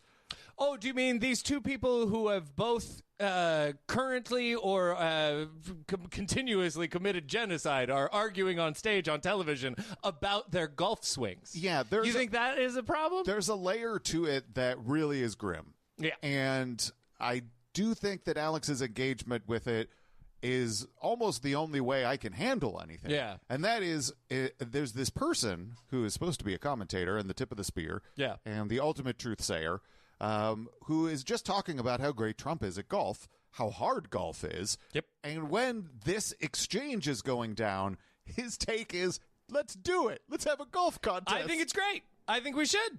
It's I thoroughly agree. I thoroughly agree. And here's what I'm doing. Like I said, I'm trying to do this. I'm trying to remove the idea that I'm just doing my job as ever acceptable. Mm-hmm. Everyone's always personal responsible. Everybody's always personally responsible. And if you don't like that and you don't want to do something because, you'll get fired, too bad. Then you have to just take responsibility for it.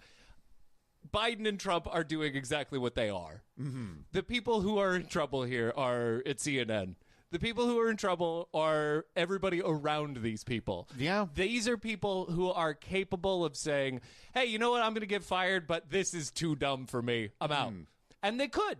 And then maybe somebody else will take their place, or maybe somebody else will go, hey, this is too fucking terrible for me. I'm out. And then we'll all be done. I think, look, I don't want to pretend that I understand everybody's reasons for making the decisions that they're making. Sure. And so I'll be a little bit less than you. You're a better person than me. But there is, I don't disagree with you that the conception of this debate is flawed from the beginning. Yeah. The idea of putting this on and not,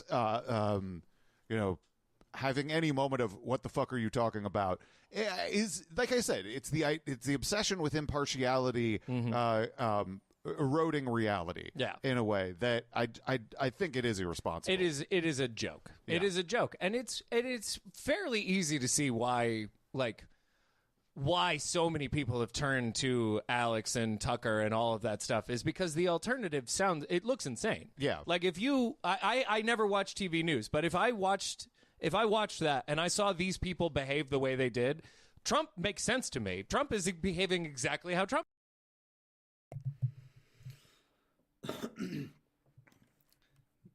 What do we think of this part where he says, I know I keep obsessing because it's in the news what they're doing now. They don't show it to you. They just go, yeah, just eating on farms are embryos of humans growing in animals. No, it's beyond that. They take them out. They keep them alive.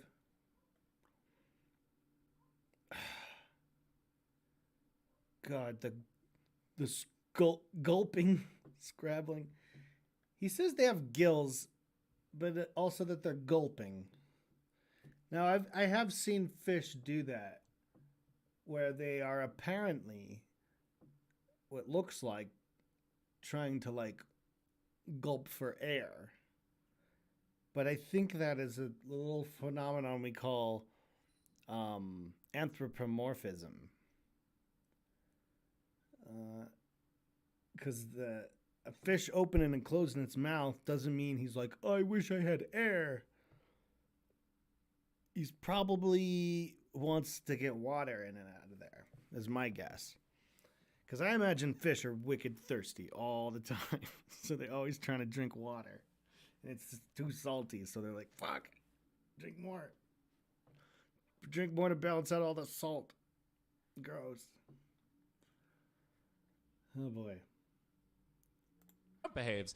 You people are behaving like you're in a completely different universe. A liar will lie if you allow them to lie. That's their deal. And he's being allowed to lie. Yeah. And so it makes total sense that he's just treating this the same that he would treat like one of his rallies or whatever. I can say whatever the fuck I want. Why wouldn't he try and get away with more? Yeah. If this old man over here tries to push back, I'm going to beat him up. Right. And these two people who are sitting in front of me are the most vacuous and empty-headed people I've ever seen in my entire fucking life. Maybe not, but by design in the context of this debate, that is the role that they're filling. Aha, personal responsibility. Either you are a vacuous, worthless piece of shit, or you're doing this just to keep your job. In which case, you're a worthless, vacuous piece of shit that has a job. It's a tension. That's the rule. So the debate ends, and we immediately get an update on the response the people have had. Okay. Even Drudge says it's a disaster. He's a Democrat operative now. Harrison, Owen? Yeah, well, I'm just, again, just checking out what some of the leftists on Twitter are saying. Andrew Yang post, guys, the Democrats should nominate someone else before it's too late, and the hashtag swap Joe out is now trending. So Drudge is a Democratic operative now, and Andrew Yang is a leftist. Sure. The guy who tried to make like a moderate party is a leftist. Well, one time he said something about UBI, so doesn't get more leftist than that, Dan. This is ridiculous. Money for nothing. I want my chicks for free. Okay. Yeah. So Chase. Yes. I mentioned this earlier. The idea that someone gives voice to the idea that like maybe they set Biden up to fail. It has to be a conspiracy. So Chase is the one bringing that in. Good. If the Democrats really universally supported Joe Biden, every talking head, every pundit would be very careful and cautious and wary about how they respond to this. But since there's unilateral criticism of Biden, implies to me that this was a setup for Biden. This was the plan the whole time to make Biden look like a disaster. And I know that Roger Stone thinks it's going to be Big Mike, and he's a brilliant man. He's right so many times.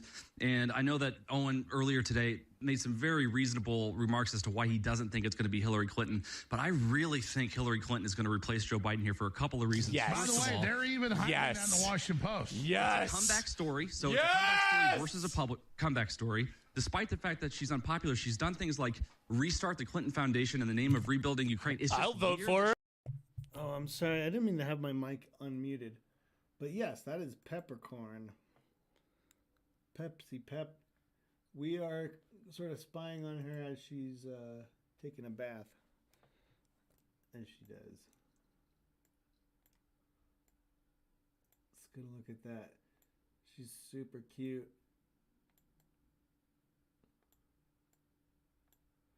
You know what I can do? I can copy. I can paste reference. Okay. Hey, pep, pep, pep, pep. Hey, pep, pep, pep, pep. So I can have a normal size one, and then if we want to zoom in, I can just go flap this one on and off. Call it kitty close up.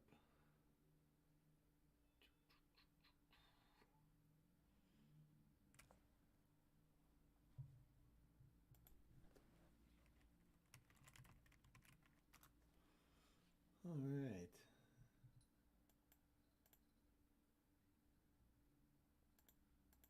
Wait, no. They're both called Clippy Close-Up now? Dang it.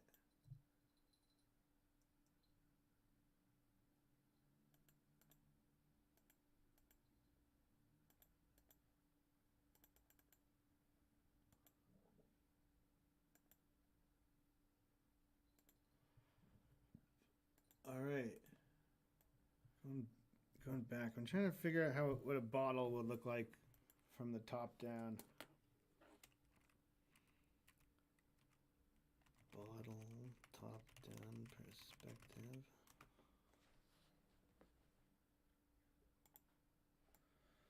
How does the light shine? Okay.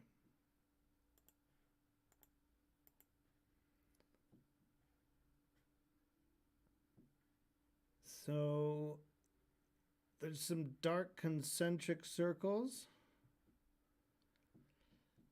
And these highlights kind of looks like they could be shaped like anything, but they're sort of wedges. They're wedging. So from little to big. And it looks like they don't go all the way out the edge. They leave a little rim of the color of the bottle.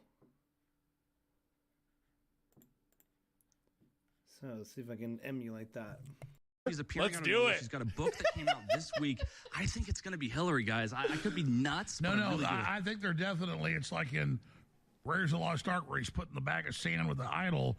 They're trying to move Biden out with Hillary in. I agree with you, Chase. Good thinking, Brett.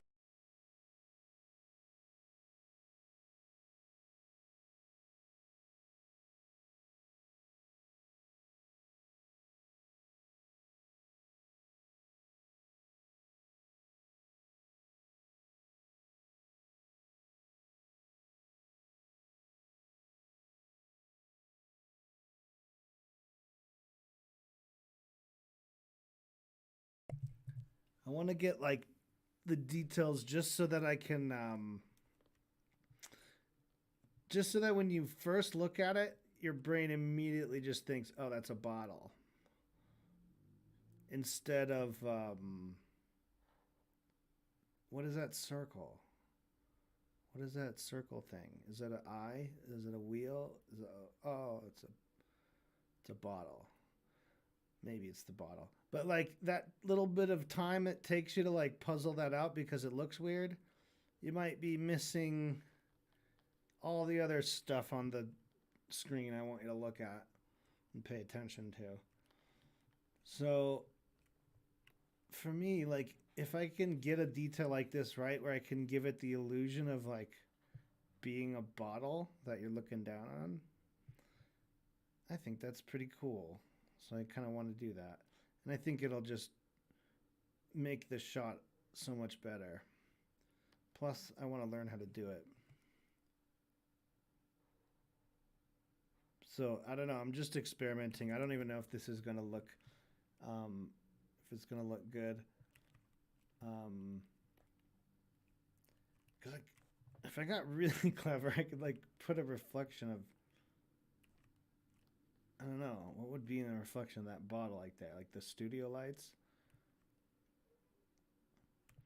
I don't know. I would need a reflection of the actual studio ceiling cam or like a picture.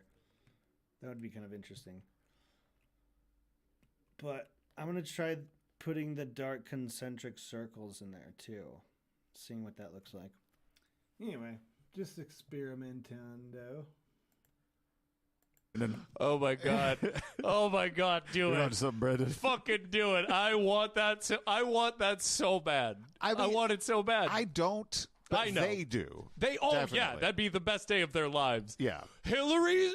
Yes. Woo! Oh my god. So Owen's not so into the Hillary argument. Sure, because you'd have to be an insane person to think for 1 second that they would bring back Hillary Clinton. Unless you've seen Raiders of the Lost Ark. And in which case. So here's Owen's imaginary argument with a fictional person from the left. Okay. I think the problem they have with bringing Hillary Clinton to the front is the narrative. How do you explain it? How do you explain leapfrogging Kamala Harris? And they might say, oh, well, it was stolen from Hillary. She legitimately won. Well, okay, so now you're an election denier? So I just see too many traps in the narrative for them to bring Hillary forward. Now, that doesn't mean they might not use Hillary as kind of a leaping platform for whoever it is, or say, oh, we'll bring in the great Hillary as a vice, or maybe we bring her in as the State Department again. Oh, and certainly did destroy that argument that no one made. They had quite a rebuttal to the argument of Hillary got it stolen from her, so she should. Who's making that argument? Imaginary people in Owen's head, and that's why he's such a good debater. Yeah, that. Sometimes it does hurt.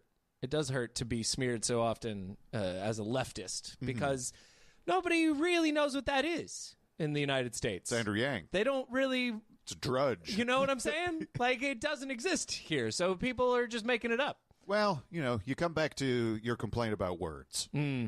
Words don't have meaning. They don't. It sucks. So Harrison, one of the other knights, he has a different theory, and he thinks that maybe what's gonna happen is that Trump's gonna win, and then they're gonna kill him. Okay, yeah.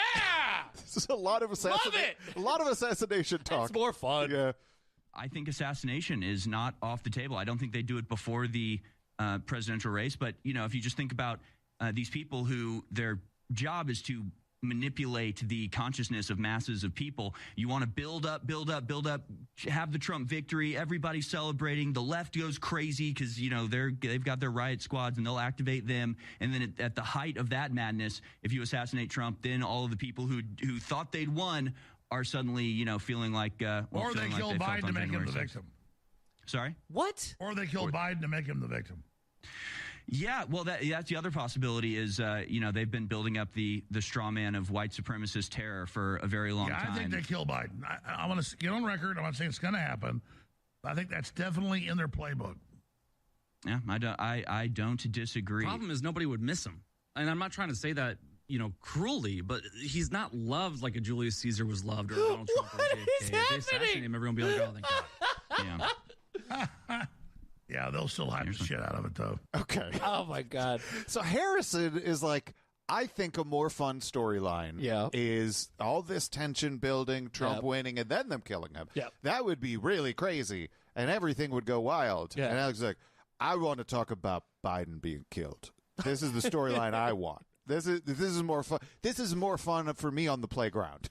So it is so fun to watch them be emblematic of their character choices through everything they do. Like it's not like Harrison doesn't have an interesting thought. It isn't a Harrison thought. So it's like, okay, everybody else could just be like, oh, they'll assassinate him. I've got a Harrison twist on it. Yeah. Everybody's going to be sad at the end because we'll all think that we had just won, but then we'll have been taken away from us. We're the tragic heroes. I am a much better writer. Yeah, absolutely. Absolutely. Alex is like, fuck your indie art house bullshit. I want a blockbuster. I want to see fucking explosions. And then Chase comes in. He's like, I don't think anyone would care if Biden dies. There's something about Chase that makes him like the ideal dumb guy version of what he is. He's just, I know there's malice. There has to be malice in there somewhere. You can't be an InfoWars without malice. Yeah. But I don't know where it comes from or where it's going. I'm not sure either. I don't know how much of this is just sort of self-fulfilling prophecy. Sure. We made so much fun of his name before we'd ever heard him. I guess. But there's something about him that is different than other InfoWars employees. It is. Yeah. It is just completely different. And it's never not funny. He might be one of the only people who hasn't been hired because he won a contest. Yeah. No, I don't know what this guy is doing. Yeah. He's just a social media guy, and then then Alex got too into Twitter Spaces, and he's the only one who knows how to do it. So somehow he's been thrust into a central role at InfoWars. He's fucking King Ralph. He's King Ralphing it right now, Dan. There's an energy.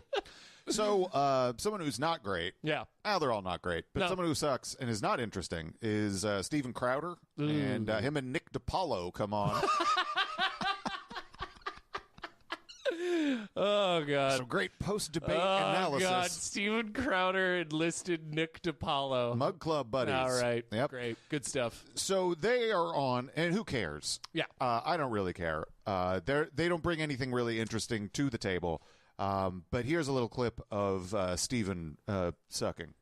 Funny enough, tonight Rumble servers crashed because we had 250,000 concurrent live viewers. Amazing. It came back, but where's the best place right now? Just to stick it to the homos in Palo Alto, where people can go and watch and support you.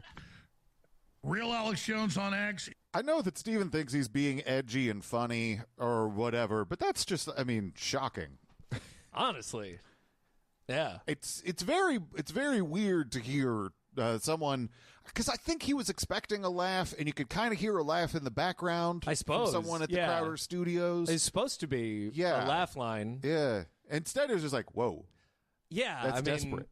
You are really trying. It is reached that point now where I think most people, when they get somebody saying something that stupid, you're like, oh, you're doing it for attention. Yeah. You're not even really a bigot. Well, I'm sure you are. You are a bigot. I'm sure you are. But you're just riling me up. Yeah. It's that thing of the trolling not really being that exciting. It's not that exciting anymore. Yeah. Yep. Doesn't have the power that it once did. So Barnes comes on. Media star Bobby Barnes. That's right. That's the one. Yep. So he comes on, and they're talking about who they're going to replace Biden with. Sure. And he is a follower of the Chase Geiser school of presidential replacements. All right. Gavin Newsom says blow dried San Francisco. Says the guy, probably bats both ways. Whoa. He's not somebody who plays well in blue collar middle America. What is So happening? he's not an option. Nor is Big Mike an option, because she hates the American people more than anybody. So Sure. who's going to want to usurp this opportunity? Wait to see if you don't start seeing leaks that the person who's willing to come to the rescue of the Democratic Party is one Hillary Rodham. Yeah. No, I agree. I've seen articles pushing her now. Yes. Yeah, and I think that's a substantial risk. I've seen articles pushing that. And by that, I mean, we were talking shit about that earlier. Totally. Do it. I want that would be the worst fucking day of the internet's history.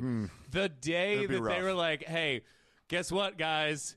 We're bringing it all the way back. It's 2016, literally. We're not doing 2020. You thought we wanted to do 2020. You're an idiot. We're doing 2016. Stop.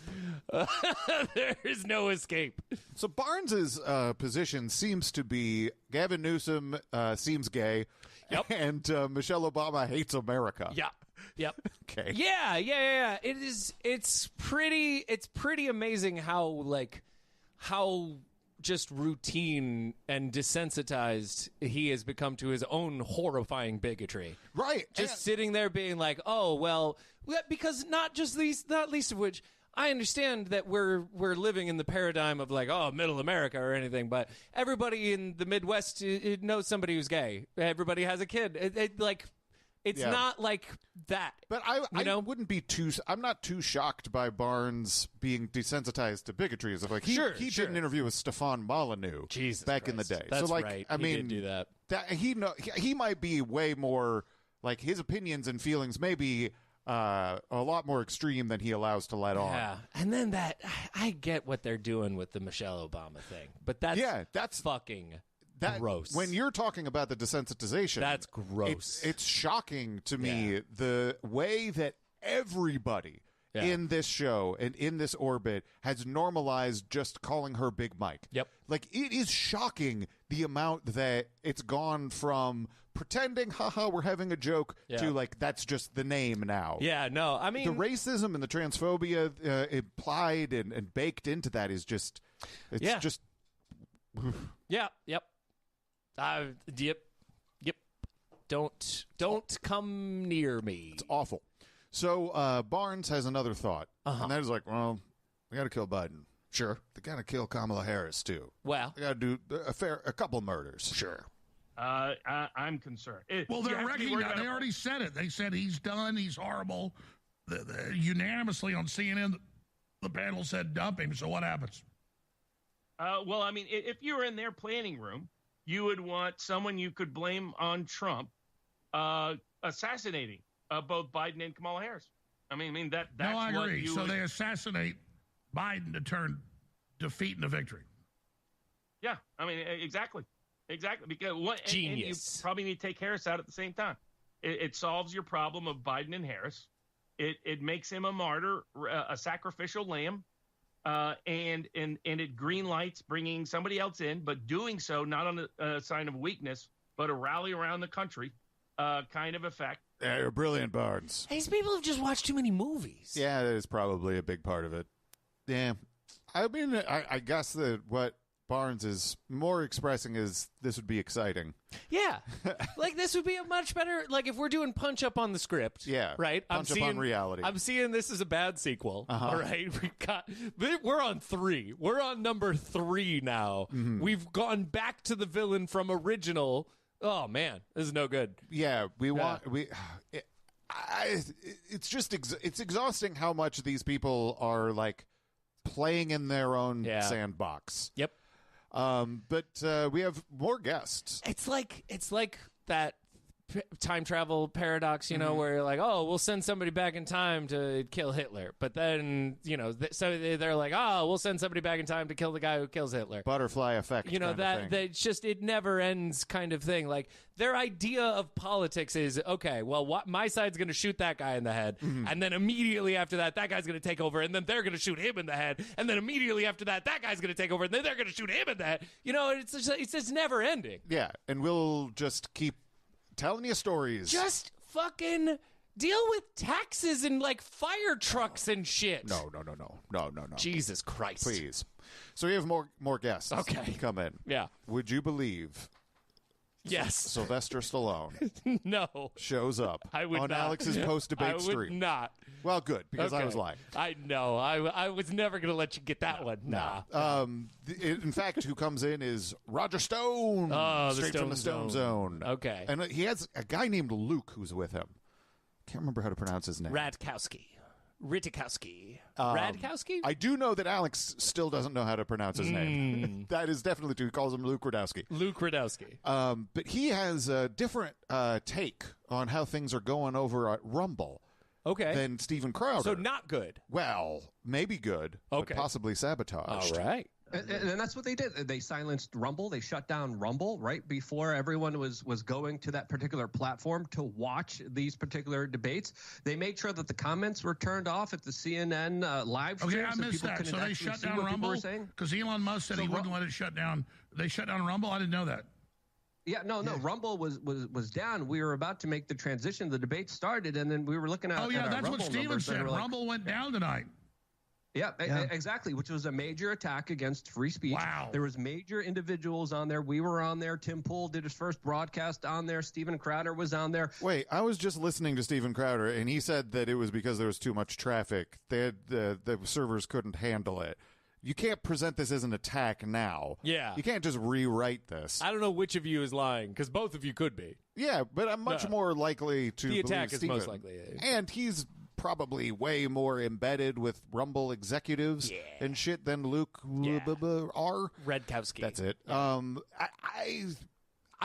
resent the way that this is like, you know, okay, Steven Crowder was on and he talked about Rumble, his channel going down because there was too much traffic and they couldn't handle it. And Alex is like, oh my God, we are so popular. This is wonderful. This is a sign that everything is going great. Then Luke comes in and he's like, they attacked Rumble tonight. They took it down. Oh my God. Yeah. Alex just runs with that narrative on the piece of information because it's what's happening there. Yeah. I think this this goes back to what I was saying about cognitive dissonance. It's not a thing. It is a weapon. It is a thing people do to you. There is no way that you would independently come to the conclusion that it was both a fucking cyber attack and you're overjoyed that you're so successful. And that's unless these two idiots are attacking you with it. And that's what's being asked of you as a viewer on Alex's stream. And I found it to be very much dull. It was bad, and awful, but dull. Ah, man, I don't know how to say this. I would independently watch the shit out of an Alex and Chase Geyser just like have to sit in an enclosed space and just fucking, they don't have inputs. They don't have like, they don't have all kinds of flashing lights. They just have to, the two of them, be in a space together. Yeah. I think that would be fucking exhilarating to watch. Yeah. I mean, Alex has worked with a ghostwriter on his last few books. Yeah. And I think if he does it again in the future, it's got to be Chase. Because and we need to tape it. Yeah. It needs absolutely. to be. Absolutely. Yes. Yes. I want a memoir. Not a book about the globalists. In dialogue. Yes, with Chase. With Chase. Alex on Alex with Chase. Yeah.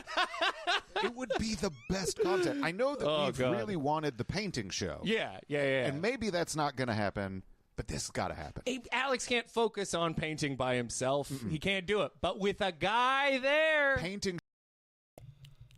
Okay. We're back. I have maybe there's an idea there with doing some Chase Geyser scenes. And maybe doing a kind of homage to the show they're talking about with Coach McGurk. What's that show called again? Is it Recess or Dodgeball or something? It's some like kid show thing. Can't remember the name of it, but it's the Squiggle Vision stuff. And that's actually pretty fun to do. I could probably emulate Squiggle Vision and have Alex and Chase. The problem for me is none of those Alex and Chase scenes really stick out to me. I'm only remembering Dan and Judd reminisce about them. I'd have to go back and find the Chase Geyser bits in order to sort of figure that out. But it would be kind of fun to sort of draw them like standing out on a basketball field or wherever they stand. Like, yeah, they're like outside the sports thing or something. Just put them outside a basketball hoop. Home movies, that's what it's called. That's right, because the kid always has a camcorder. I don't know. I'll put some feelers out if people know good Chase Geyser bits. We'll ask people to submit those, see if there's anything good. I honestly can't recall anything funny that the two of them did in my memory. What did they... Okay, there was one that someone posted on Reddit. They like put the conversation to... Okay, there was one that was posted today that's just a clip of home movies. I don't know, Brendan. Sometimes I think that we're in the prison and the prisoners are not. Right. That's weird. It's like the walls are keeping us out. Wait, why aren't they squiggling? Does it only squiggle sometimes? It looks like they're not squiggling. Yeah. Know what I mean? Kind of. We all live in our own prisons, Brendan. Yeah. I mean, we're all trapped. Honestly, look at these backgrounds. Like, this was a legitimate show that cost millions to make, and look at these backgrounds. I mean, I know I've had shitty backgrounds, but most of my backgrounds lately are like, I put a little bit of effort into them. I mean, it's stylized. There's an art direction. It's simple. It's minimalist. But sometimes I'm like, okay, nice work. I'm patting myself on the back. Because I'm like, yeah, they're decent. But anyway, there was another one. It was on Knowledge Fight. But they actually used a bit of Knowledge Fight in the bit. But I don't remember what it was, what they said. Maybe we could use that as a starting point. But the way they're talking about it, they've done like several little bits. So maybe we could compile them together. Yeah, it's not the full-on Katz squiggle. Maybe I could do a Dr. Katz homage. That I feel like they've referenced Dr. Katz before, right? Like if Jordan like pretends he's a therapist and is like playing around, like I could draw them in the little squiggle thing. The Dr. Katz look is very distinct too. Dr. Katz. These are nice backgrounds. Detailed perspective, but like pretty rough perspective. But I like the detail of having books and the statue just giving the side eye, something on the TV, something in the painting. I like those kind of. Those are nice little backgrounds. I don't know if that's an actual screenshot. Or if that's like fan art.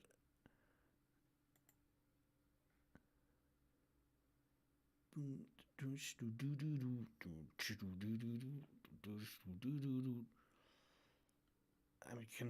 just imagine the theme music. Oh yeah, with Sarah Silverman. That's great. What does the guy on the couch look like? What position are they in?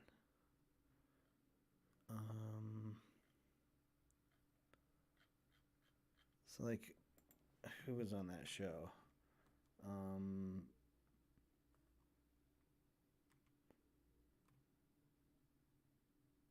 Was C.K. Louis on it? Okay. I just wanted to find one character that was on the show so I can get a picture of this.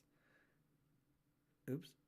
Yeah, I was in jail because, well, it started because I borrowed a friend's car and the horn was... Yeah, it's easy. It's a still background, and then these are squiggling.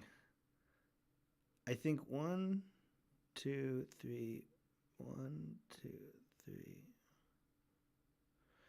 How many frames does it?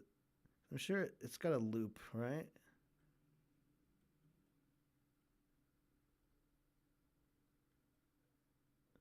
It's like just looking at this shoe.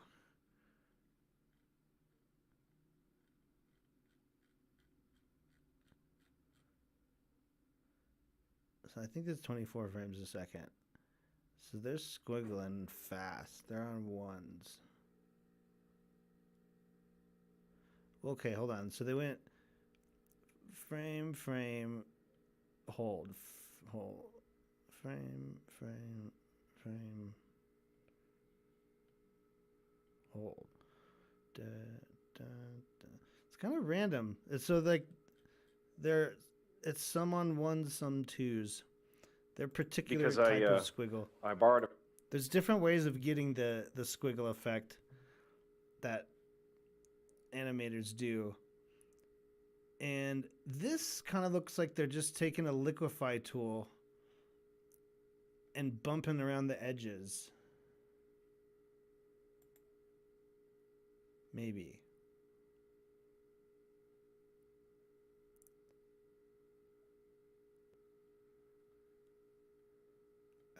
I guess it's the same frame rate. I'm assuming it's 24 frames a second. It looks like it. But I don't know. To be honest, it looks fine when you look at it. But if you really study it, I don't know if I like it. Like if I was drawing that and it looked like that, I would I'd keep working on it.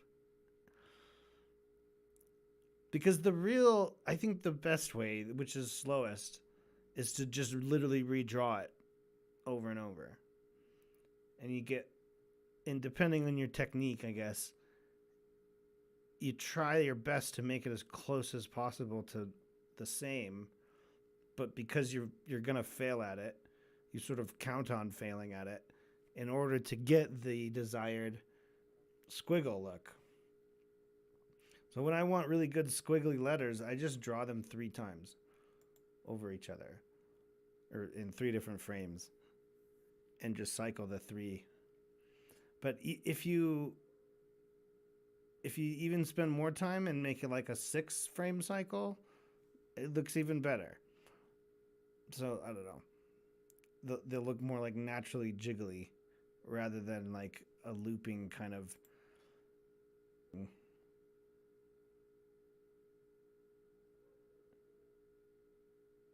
Yeah, so I don't know. Their squiggles are also really irregular, which maybe I should experiment with. I usually make them all very like the same, like even number of frames. But these are kind of random. It's like they do a few like single frames at 24 frames, and then they do some 12 lit for 2 frames or 3 frames.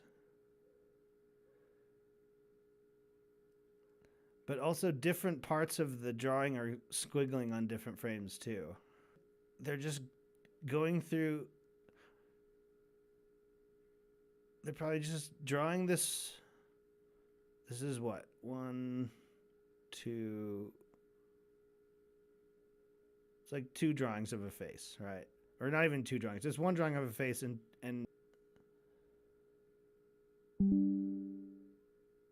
they were probably drawing on actual paper, so they probably didn't have a liquify tool. But if I was doing this on a digital drawing program, that's what I would use. Liquify tool. But, you know, they were probably doing something else. This was like an actual paper, probably. I don't know. Because it was made in the 90s, right? It can't be made... I don't think they drew this on a digital workstation. Although, the saturated colors and the black outlines and the aliasing kind of makes me think it was made on a computer. Or that might just be because it's been digitized so that it looks like it has alias lines. But those do sort of look like they could have been drawn on like Microsoft Paint.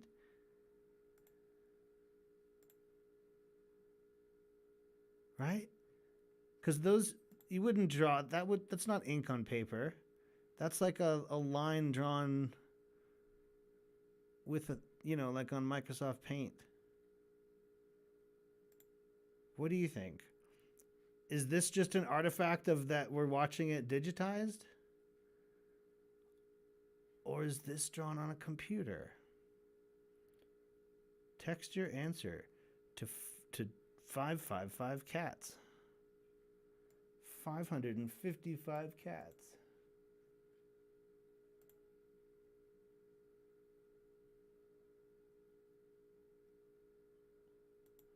Boom, boom, boom, boom. All right. Well, this stupid asshole.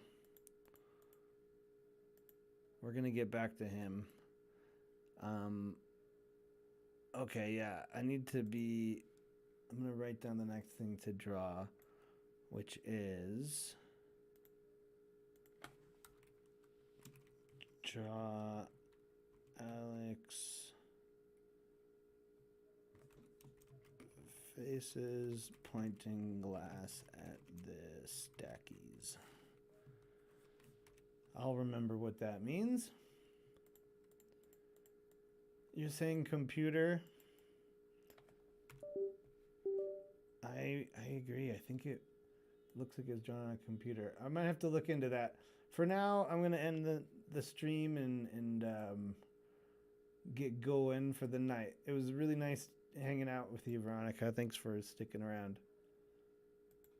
I think we did a decent job for a weeknight that I didn't really plan to. You know, it was more of a weekend project, but when I can get stuff done on the weeknights, it's kind of cool. It's pretty nice. So anyway, have a wonderful night, and I don't know when I'll stream again, but hopefully this weekend, maybe even other weeknights. Kind of just depends on my mood. Sometimes I feel like watching things that I'm not able to stream, and sometimes I just feel like being by myself. But when I'm in the mood and up for it, I will stream, and I always love seeing you. So take it easy. Bye-bye. See you next time.